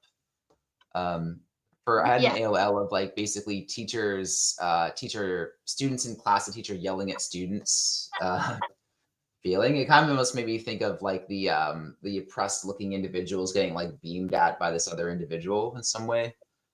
And it reminds me as well of Chris, who had the arguments, the 2 different sides. I think that there's I in there as well. There's a disagreement. There's someone who has authority and they're trying to impose their will, and there's a little bit of resistance or pushback. So yeah, that makes sense. And even again, we have the container for the light that goes inside, and you have it as a power source right beside the container. So I It thought made me that think was of like the safe house that was drawn as well. Like it's kind of similar shape. Yeah, very Roughly good. there. One piece of data, like looking at all your sessions, I see quite a few corporations with it, like even like the small signal towers thing. But this idea of something stretched or under tension, missed application or lack of fits, that's fit with another piece of data had something torn from something else. And I wasn't quite sure what to make of that in the context of this. Maybe perhaps like the artifacts may be taken from somewhere else, maybe like the different groups like and another bit of more session data I got, there was a bit more of exploratory elements and like collecting information too, versus like more hoarding and like buried treasure kind of deal. Yeah, let me move to one of your other pages. Sure. When I try to add them, they're just black, so I don't know what's going to show up until it's on screen. So that's why they're not in order. Sorry about that. Yeah, Here, with this one. Yeah, so I could start with the top left. I had this image of the interlocking joints appears ceramic, hiding or sheltering a processor of some kind from the elements, and made me think immediately of like the shielding and the helmet itself. Yes. In ways there, and so that was one piece. Here as well, like I really do see this as the eye inlay, because there's the color and there's that idea of a platform in it, and yeah, and like you have three again. You have these three circles, these three structures, and coming from underneath. And so again, everyone's kind of picking up on that. So I thought that was really nice to see. Is there anything else you wanted to say about this one? Yeah, sure. Yeah, so I put the vehicle there. It's more for this, it more came out as a water on a craft basically. And I did kind of a probing of the driver's passengers. I thought it was like exploratory, scientific retrieval and communication with others, personal relationships, which I think dovetailed with one of the other kind of factions that was going on. That was like that or mentioned. And the fact that you had NASA military optics, like, this is a really good session in terms of some of the data that came through. Yeah. And even the idea of the clock and the timing, and we're trying to figure out when when these things were made. Yeah, ancient computer. Yes. So let me switch then. Yeah, then I got a portrait, like a man on a coin too, which made me think of the more authoritative version. And you know, often we have on coins images of like kings or tyrants and so on. So yes. Okay, let me just 5875. That's the one. Okay, and then this one. Yeah, so I think the first one I got was made me think of a little bit of an eye, just because it has a bit of that shape to it. But it made me think of like a plasma, like a fluid or plasma, like on an insulating object of some kind. Like makes you think of a bit of those like, plasma balls you see in like some like scientific things. Got an image of another person with short hair. And to me, here where you have the sky and the horizon and the angle, this really makes me think of Dixon's set. John, I'm sorry, I always call him Dixon because we used to have John Kelly as well. And so, but John's session also had this very same kind of, what's the name of this triangle? Isosceles triangle on its side. Yeah, so I just thought that was a nice little connection there. Which is it's the same shape as the symbol, right? That's right. Yes, it's the symbol on the in the script. Yes. And again, you had this idea of the craft, so you were really picking up on this idea of some kind of spacecraft. Yeah, kind of strong with that. Beside it, I also got for me, the craft also said where experiments were being constructed. Got an idea for a room with messy benches filled with equipment as well, and perhaps that was describing some of like the workbenches where they were kind of preparing or building some of these artifacts, perhaps. Yes. And I noticed here as well, you have color blue and white. So everyone is picking up on the blue and white color. So it's just cool to see it come up in every single session. So that was kind of nice. Yeah. Okay. Yeah. And so if you want to say a few more, I'm going to bring up Patrick's session. Your perforated metallic screen here. I feel like this relates to some of the things that we've been talking about. And I think if I was a little bit less distracted, I could make the connection. But at the moment, I'll have to leave you to make those connections while I bring up Patrick's retest. Yeah, for sure. Yeah, thank you. You're welcome. Thank you for submitting that.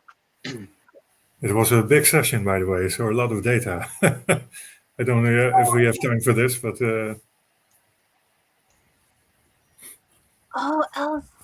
okay. Yeah, it's one thing I'll point out to the general audience, because you're going to have a range of people that watch this, but new beginners in remote viewing, even intermediate, they do not produce the level of data that these remote viewers are producing. So you're talking about very complex pieces of data that each of these viewers is showing. And if you get one person, that gives you 14 to 20 pages of super complex information, like density, right? That's great, right? And most of the time, when you look at other viewers' work who are beginning and intermediate, they struggle to get. You could have 14 pages and really only pull out a couple of pieces of information, like small pieces of information. And it's not trying to be mean. It's just saying like it's a tough skill to master. It takes a time, and you generally do not see the volume of data that these individuals are producing, even within a group of beginners, right? You take a whole group of beginners or intermediate, and it might equal one of these person sessions. When you get this level of quality of work with this many people, the volume that Sasha has to go through in order to cross correlate all the elements. I mean, it's a lot of data. It really is. So partially, like, good job, you guys, for your skill level being up there. It's awesome. But also it is a bit of a struggle to analyze it. Yeah, I do. I feel really bad that I wasn't prepared this time. We've been doing this for, I think, 10 months now. This is my 10th one. And I think just the burnout started to kick in, and I was really focused. I'm trying so hard to finish my Hobbit video. I keep saying that, but there is that pressure of us remote viewers. When you get data that is unknown, it's exciting, and it puts you in a difficult position, because as a good remote viewer, when the data is good, you can feel it, and when the data stream wants you to express it. It has that urgency behind it, and so you want to get it out there. And then when you start seeing the validation for that come in, it's such an amazing feeling. But if you miss that window of opportunity and your session comes out after the validation has come out, then it's just not the same. And so my priorities were a little bit mixed this month. So I do have to apologize. My slide presentation was not up to my standard. And Patrick, I'm sorry that the retask got lost switching between my laptop and my desktop. I apologize for that. no problem. You were very busy, and you were sick as well. So I was really sick this month. if you find something interesting, just let me know in the new data. All right. Well, we have it here, so we'll take a quick look at it. Let me share that. I think this. And here's the picture that Claudia was talking about. That's crazy. Like, if that's a real artifact from old times, that's nuts. Yeah. Where was this found, Claudia? Yeah, Guatemala, I read. Yeah. Okay. So again, there's evidence of something very strange going on. So Patrick, do you want to take us through this session a little bit? Even just here, I'm seeing this, and this looks so much like Cody, the inside of the pyramid. Do you not think? Yeah. Yes, I had more similar correlating shapes in this session. But page 3 I found very interesting, but it was about text. But it was a person who had the oversight, and I was busy with rearranging text in time to put things and words and text in perspective. I wonder if that's me struggling trying to get my slides in order. Yeah, no problem. No problem. I'm joking. The timer feel, I don't know. Just asked and got the answer, so I wrote them down. Yes. Yeah, and give instructions. And that's what I was wanting, right? Was how are these things done? How are they made? How did they made it? Oh, you mean the pyramid? Yes, yeah, the pyramids, the inlays, some of those artifacts, and so I think that the fact that you had this idea of like, okay, here's this complicated set of instructions. I think it's good in terms of relating to the actual tasking. So that was really good. Page 5, I had something about history, reading, confirmation of what? History, conditioning of subjects, research. On page 5. I think our pages are numbered differently. Oh, there we Yeah. go. Yeah. Oh, written page 5. Yeah. Okay, written. This one. Yeah. Oh yes.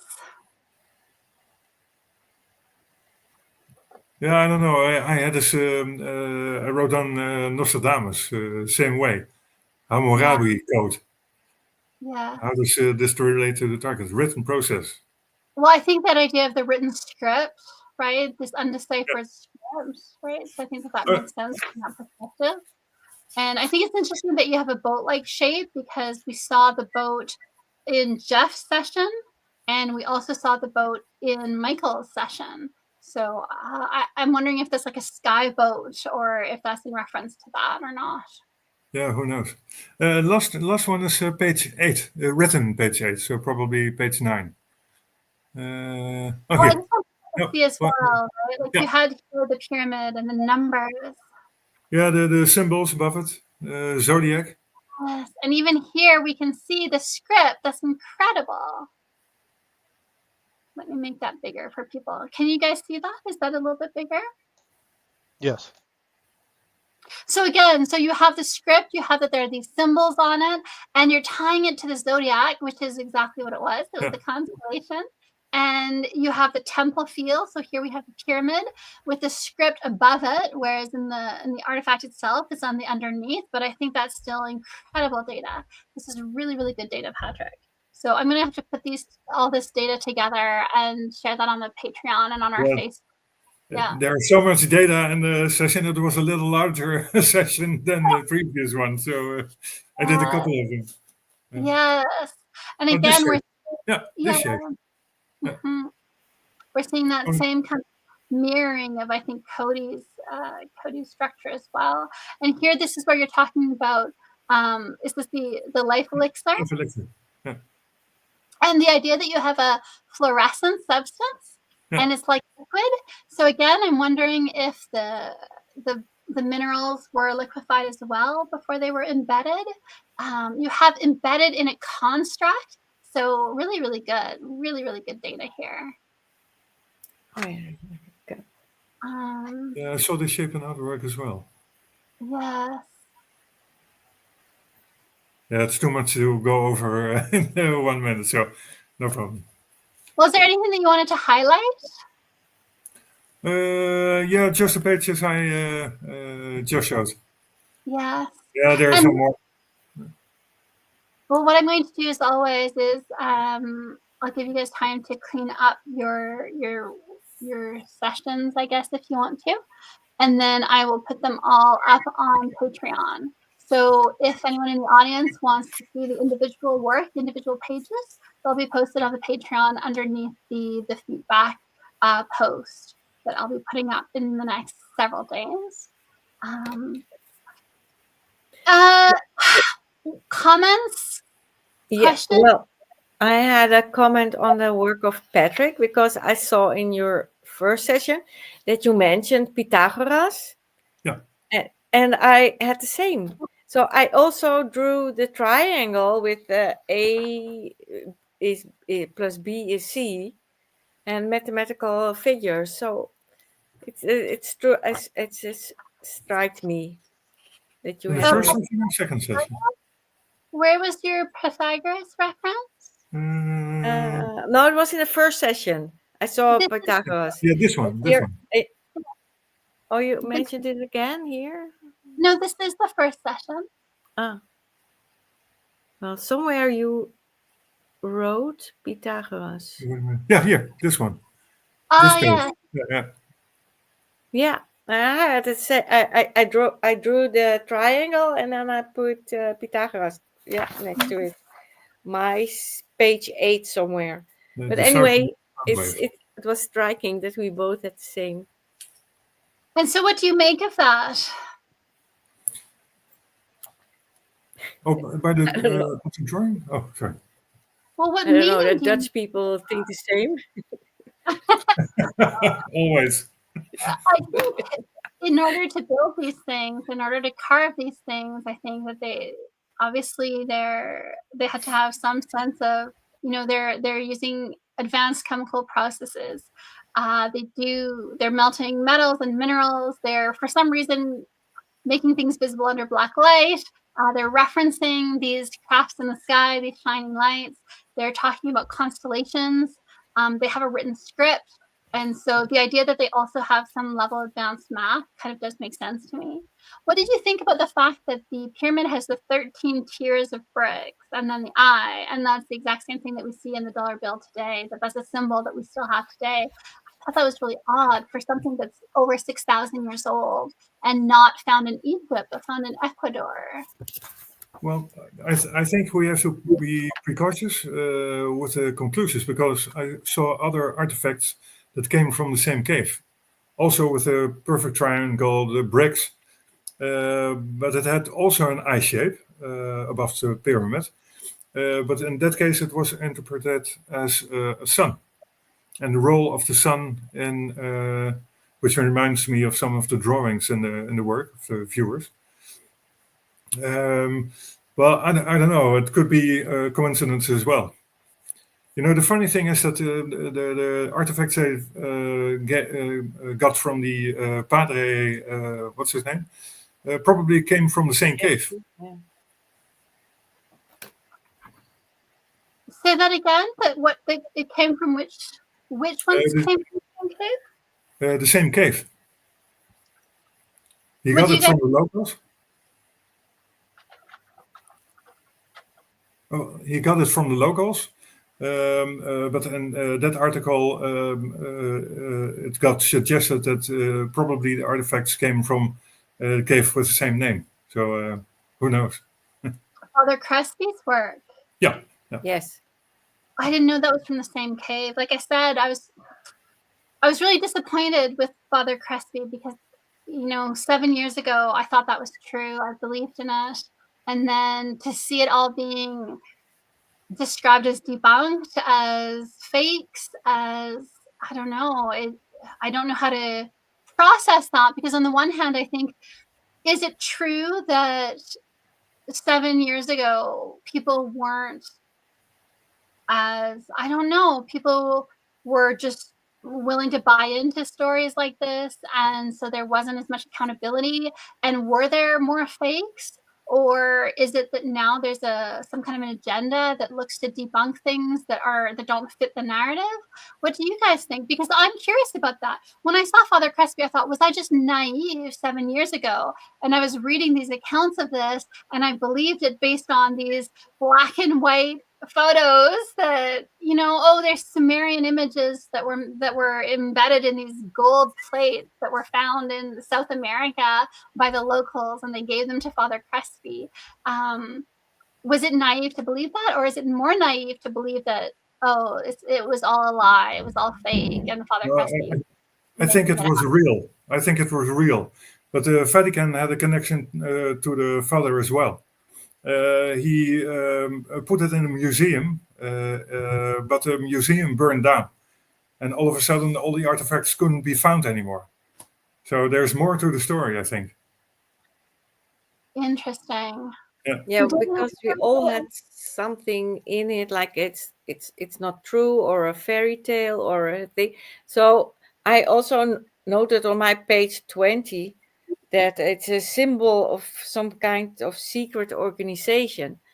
So maybe it's true that on the dollar bill, this is the pyramid, you know. So, but that's a sign of this Illuminati. So therefore, they cover up everything, something like that.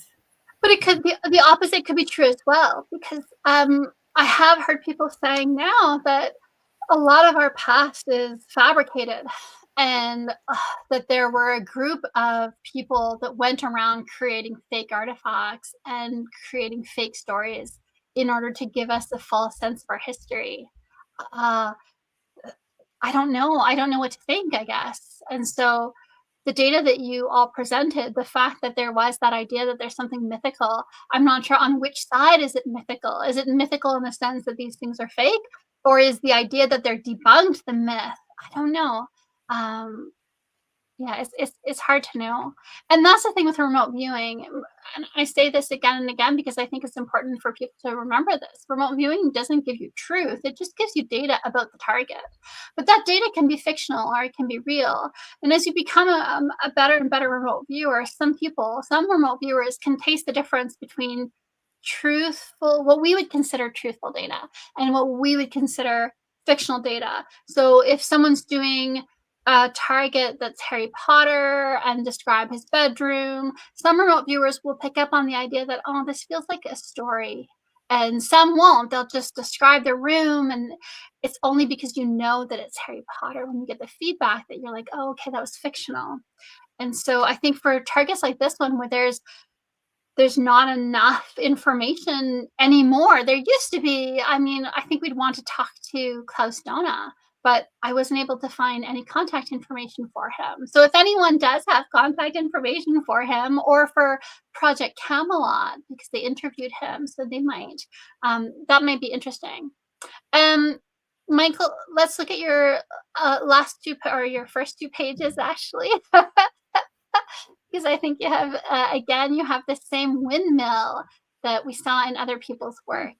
And again, I'm not sure if you guys are picking up on the process that were they using windmill-like structures to create the electricity to melt the metals, or is this, like David had said, is this in reference to some kind of flying craft that has these rotating blades, or that it gets interpreted that way? The data about a UFO gets interpreted as a flying craft, and your mind kind of parses that out, or is it just this idea of energy production that's different from what we use? It's so hard to say. What do you think, Michael? When you were doing this, how did it feel coming through? Yeah, for sure. So a similar piece of data with alongside the windmill, I was a ninja star, and I got a mechanical feeling for that as well. So perhaps there is some type of power generation that is required for some of those activities. And yeah, a bit further up, I said open round indentation or depression, which to me is like makes a strong resemblance to like the pouring in of like the eye, for example, with that. Yes. Got this impression of water splashing as well. So there could be something with like the drips as well, and then wrote down pyramid ancient architecture as well as like a pretty direct like AOL. Right. I described it as an AOL, but it's obviously good data Yes. as well. Oh yes, pyramid ancient architecture. Yes. Yes, I think the pyramid was really shiny. The helmet was really shiny. The interconnectivity here, that makes me think of the data that we saw in Patrick's session about the different sound waves and different light spectrums, right? It's that idea of parsing out the information. And Yeah. Chris, you were talking about, Chris had the different spikes all around, and Cody had that same thing, the different spikes around the central eye. And so again, it's kind of these repeating patterns through the data. Yeah. And shall we look at your other one? Sure.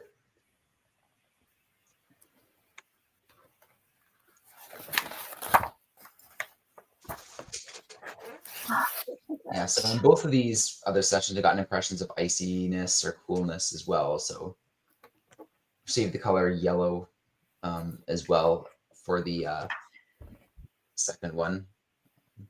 Here we go. Which has a, yeah, you can, oh, sorry, that's not the right one. Oh, sorry. Like I said, for some reason, I can't see the image. I just see a black square and I have to pick the right one. What's the image number? Oh, it's one. Oh, yeah, it's one of these. Is it 438 or 62C? Let me, I think it's 438. Let's go with 438. Yes, 438. I don't know who comes up with these names for images. Yeah, so got strong sense of like coolness, stone material, mood clandestine came up for me, which I thought was kind of curious. Yeah, so image of jungle, forest understory, great like the front of a vehicle, which made me think of like cave passages or entrances. That came up a few times in this particular session as well. Got a shaft of light, a spiral staircase, and a stone structure, which could be like cave or also a reference to other kind of spiraling. Yes. Mentioned lowest image was dark space, water, terra incognita entrance, and legend of water, buried treasure, or secrets. So I got another similar thing related to optics, optical illusions, Easter Island, ornate tiles, tessellations, Freemasonry, positions on a chessboard, to which I also had a connection with flow between fixed states like electron spin. So maybe that could be a reference to some type of technology being used or taken advantage of.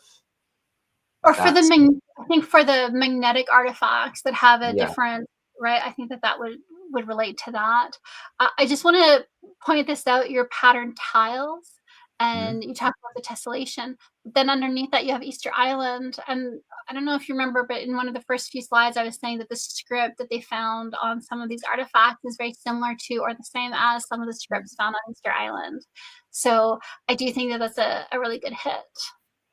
Yeah, awesome. And yeah, so related to the clandestine thing, I also got impressions of like Baphomet balls, like secret societies, pirates, and also the story The Count of Monte Cristo came up as well. Nice.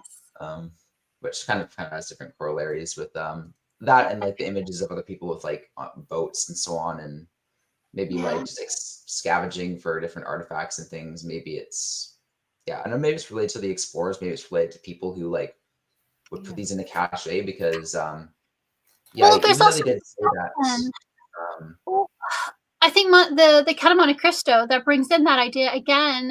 It reminds me of the man in Chris's session, deception, because the Count of Monte Cristo, he pretends to be someone he's not, or he comes back and he's pretending to be a lord and he's rich and he throws this party, but he's really just there to seek revenge on everyone and to exploit them and use them. And so to me, there's that overlay of deception along with this data. And I find it confusing because what is the lie? Is the lie that the artifacts were old? Were these artifacts just made maybe more recently? For what purpose? To manipulate people? Or is the lie that they're, I don't know. Yeah, is the lie that there were no ancient civilizations that were that advanced? Having done the work, you guys did the targets, you felt the data come through you. What is your impression? I'm really curious.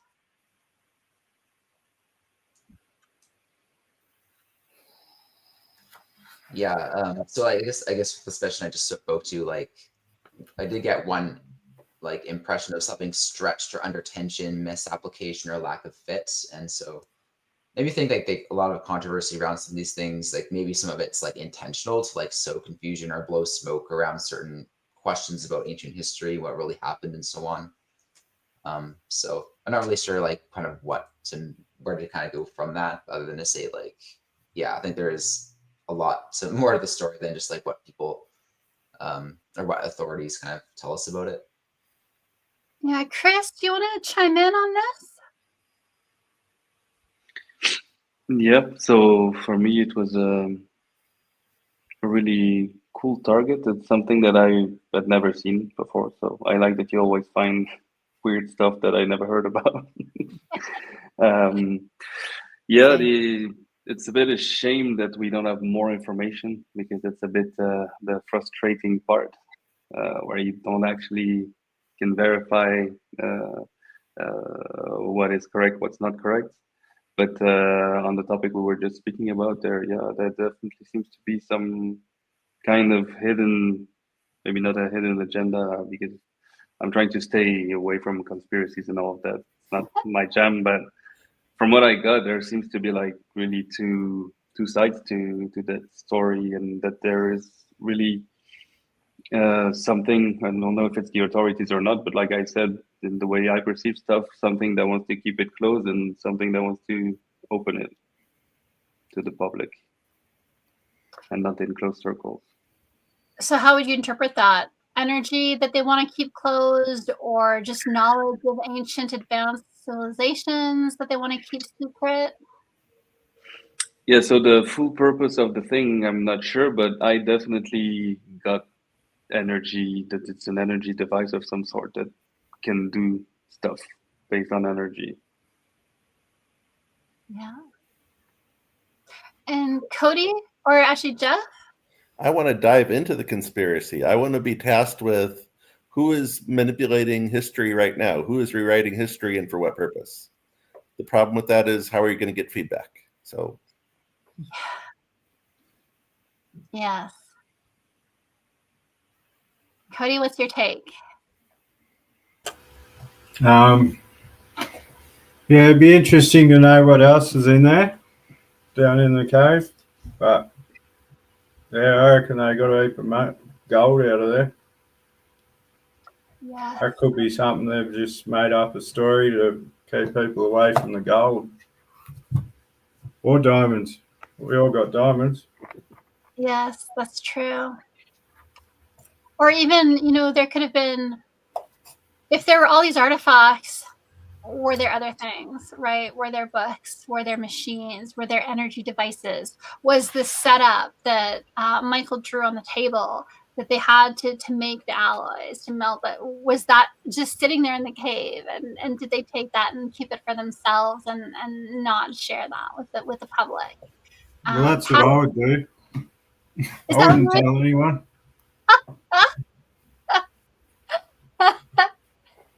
Patrick, what do you think based on you had a lot of data, you really went in depth. What are your thoughts about that?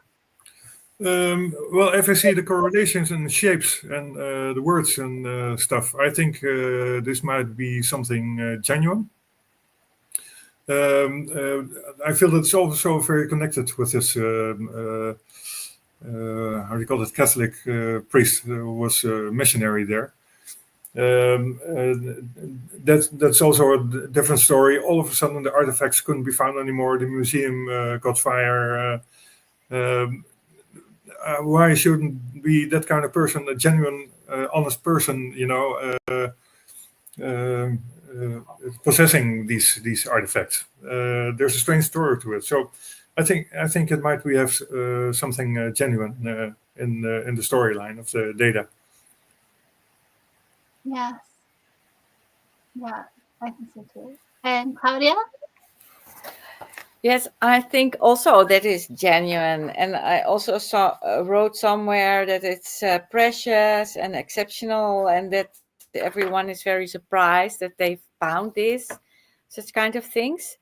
And yeah, I clearly also saw the tunnels. And as Cody also says, I think indeed that they have to re-investigate, because it's a lot of these tunnels is not investigated yet. So who knows? Maybe they find the gold. Yes. I just wondered, can't they do that a bit lighter, or I don't know. And then in terms of the targets, what was your feel about this target? Like Chris says, was it too unverifiable? Is that too frustrating? Or was it interesting because you get some clues just based on the shared data? Yeah. The- Because the- there's, yeah, go ahead. The collaborating data is what just is amazing. Yeah. If one of us came up with things, that's one thing, but when multiple people come up with the same images, there's something to that. Yeah, I agree. What do you guys think? No, it was a good target. I think you focused on the right thing because you could have focused on the helmet as well, but the helmet without the pyramid doesn't make sense either. So I think either way, it would have been the same end scenario, I would say. There were a lot of artifacts, so maybe that could bring a bit of more noise to the whole thing because we were trying to focus on the pyramid. So that could be the only bad thing I would say for that target. But I think in general, it was a nice target. Good. Thank you. Yeah, but the stupid thing is that I did not see any pyramid at all. I just jumped to the helmet and I saw the surroundings, the tunnel and the bushes and wow. Yeah, but That's Claudia, all.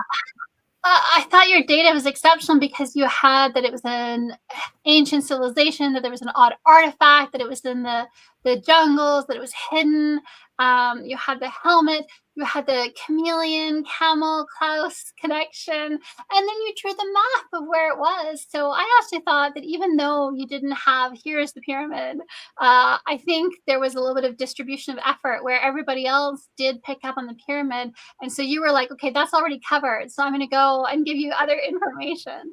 And so I for that reason, I thought you had a really, really good session. I really thought your work was good.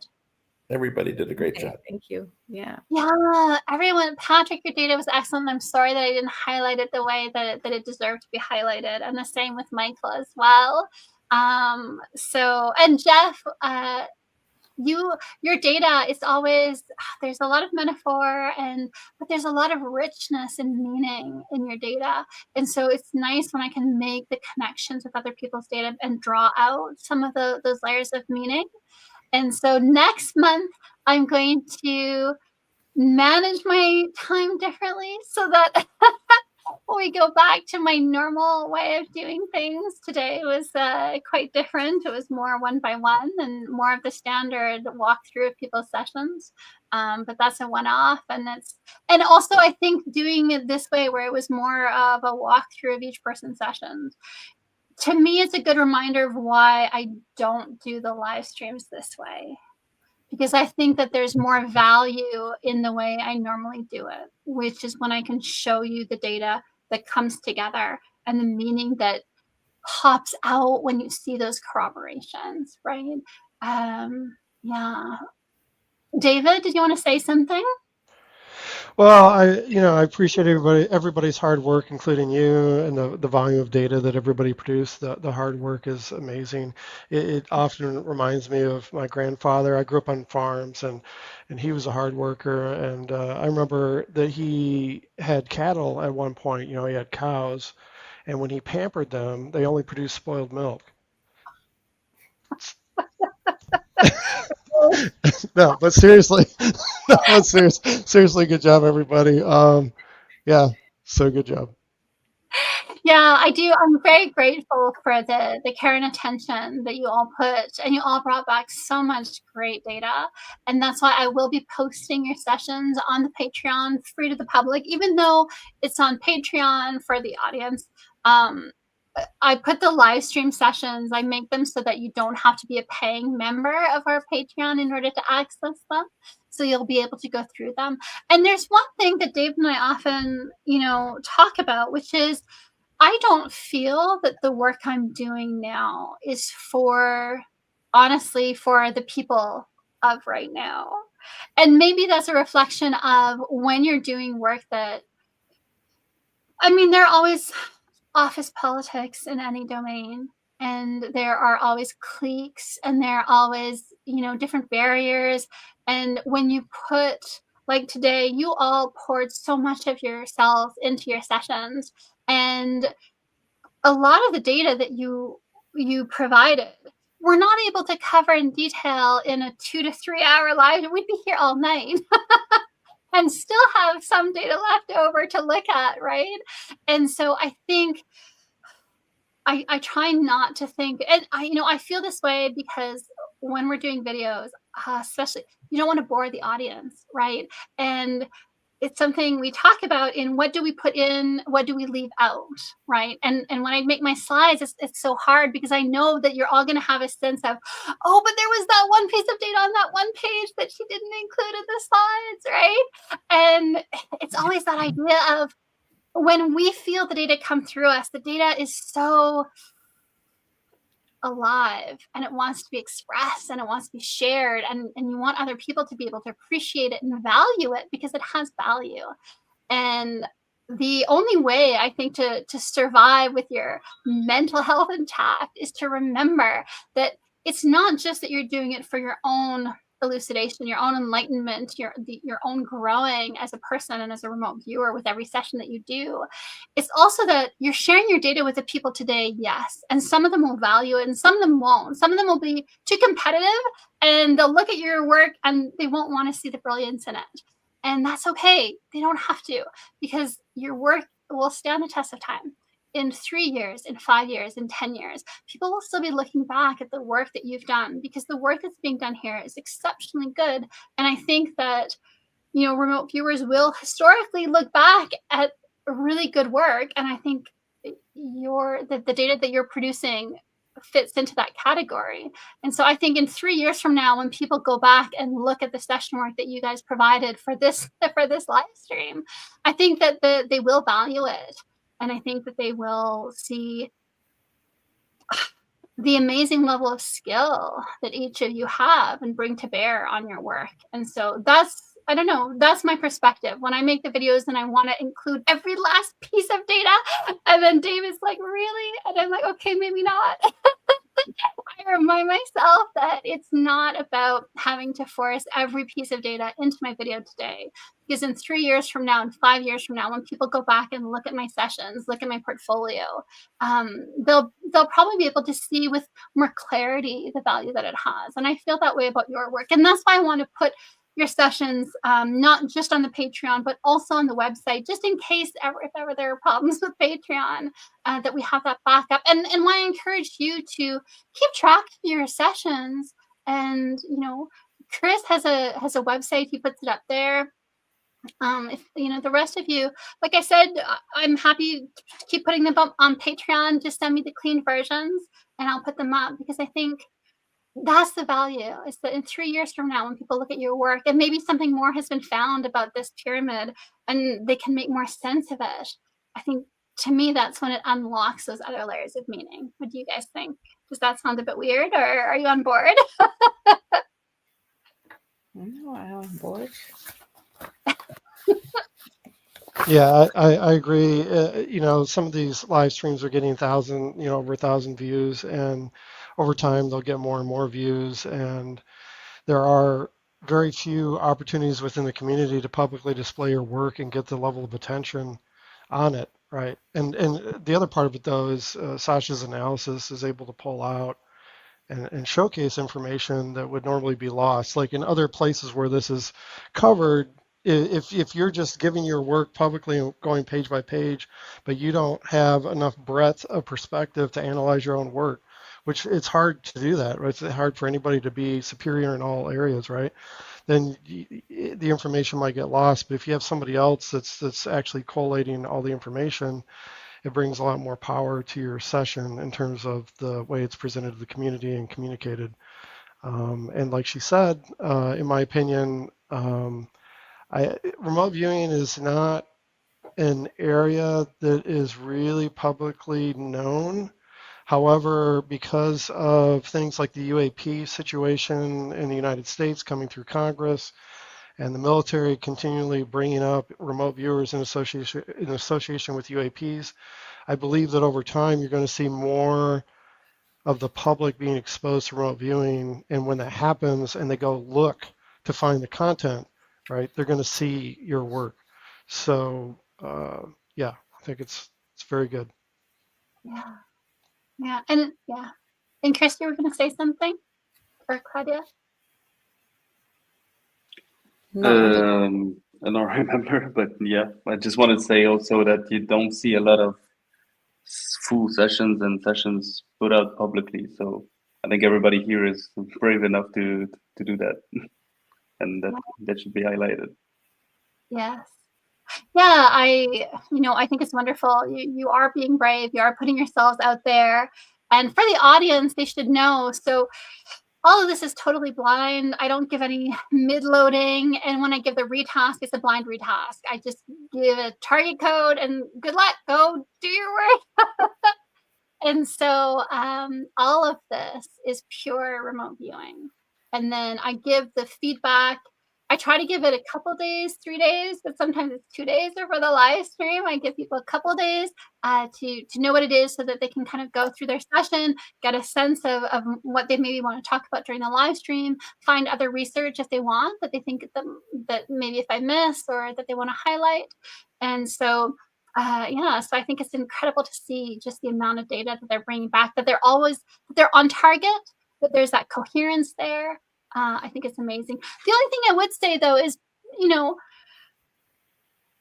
it's okay to use more than one page for one topic so that it doesn't have to be so cramped. It's okay to use more space, to take a second page so that your text can be a little bit more separated. Feel free to incorporate that idea. but thank you so much for the effort that you do put into it. I think it's fantastic. And also it's nice to see the progress. When we look at your work from the Teotihuacan session that we did, Quetzalcoatl, that was the first target, and we look at the work now, I think that the group coherence is amazing. And magical to see, and just to see everyone's skill level improve. I think that's really nice. So for December, I will put out a new target in the next 10 days, and that will be due probably mid-December, I was thinking. Let me know, you guys, you'll have to let me know when they want the live stream in December. So for the audience, leave a comment to let us know when you would like to see the live stream. And for our regular live stream participants, you'll have to let me know. Because I was thinking maybe during the Christmas holidays would be a good time to have one, because that's when people kind of want to relax and watch and see your work. But if that's not convenient, then that's okay. So we'll do a target. And also for December, we're going to be doing near future event predictions for 2025. And so that will be the highlight of the December live stream. Will be this group's predictions, and I think I'll include mine, and David, if you want, you can include yours, but I might do a session as well.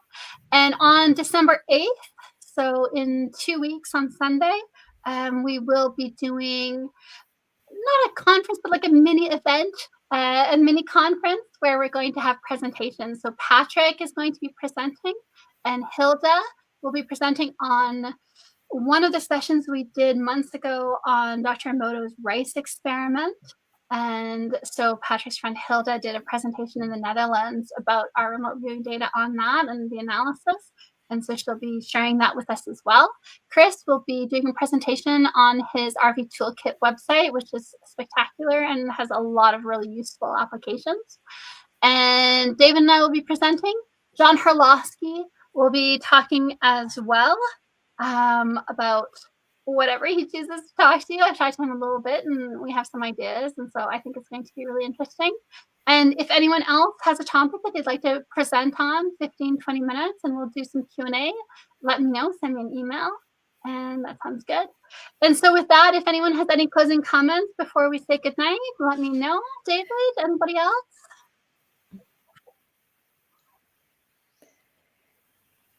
I guess that's a no. Yeah, I think we're good. Okay, thank you so much, everyone. Thank you for being here. Thank you for your participation. And thank you for an amazing session again. Yeah, thanks. Yes, thanks. Thank you all so much. Thank you for And the participation. I promise that next month my slides will be back to their normal. Okay, good night, everyone. I'm ending the stream. Good night. Okay, good night. Good night. Have a good night. night. Bye-bye.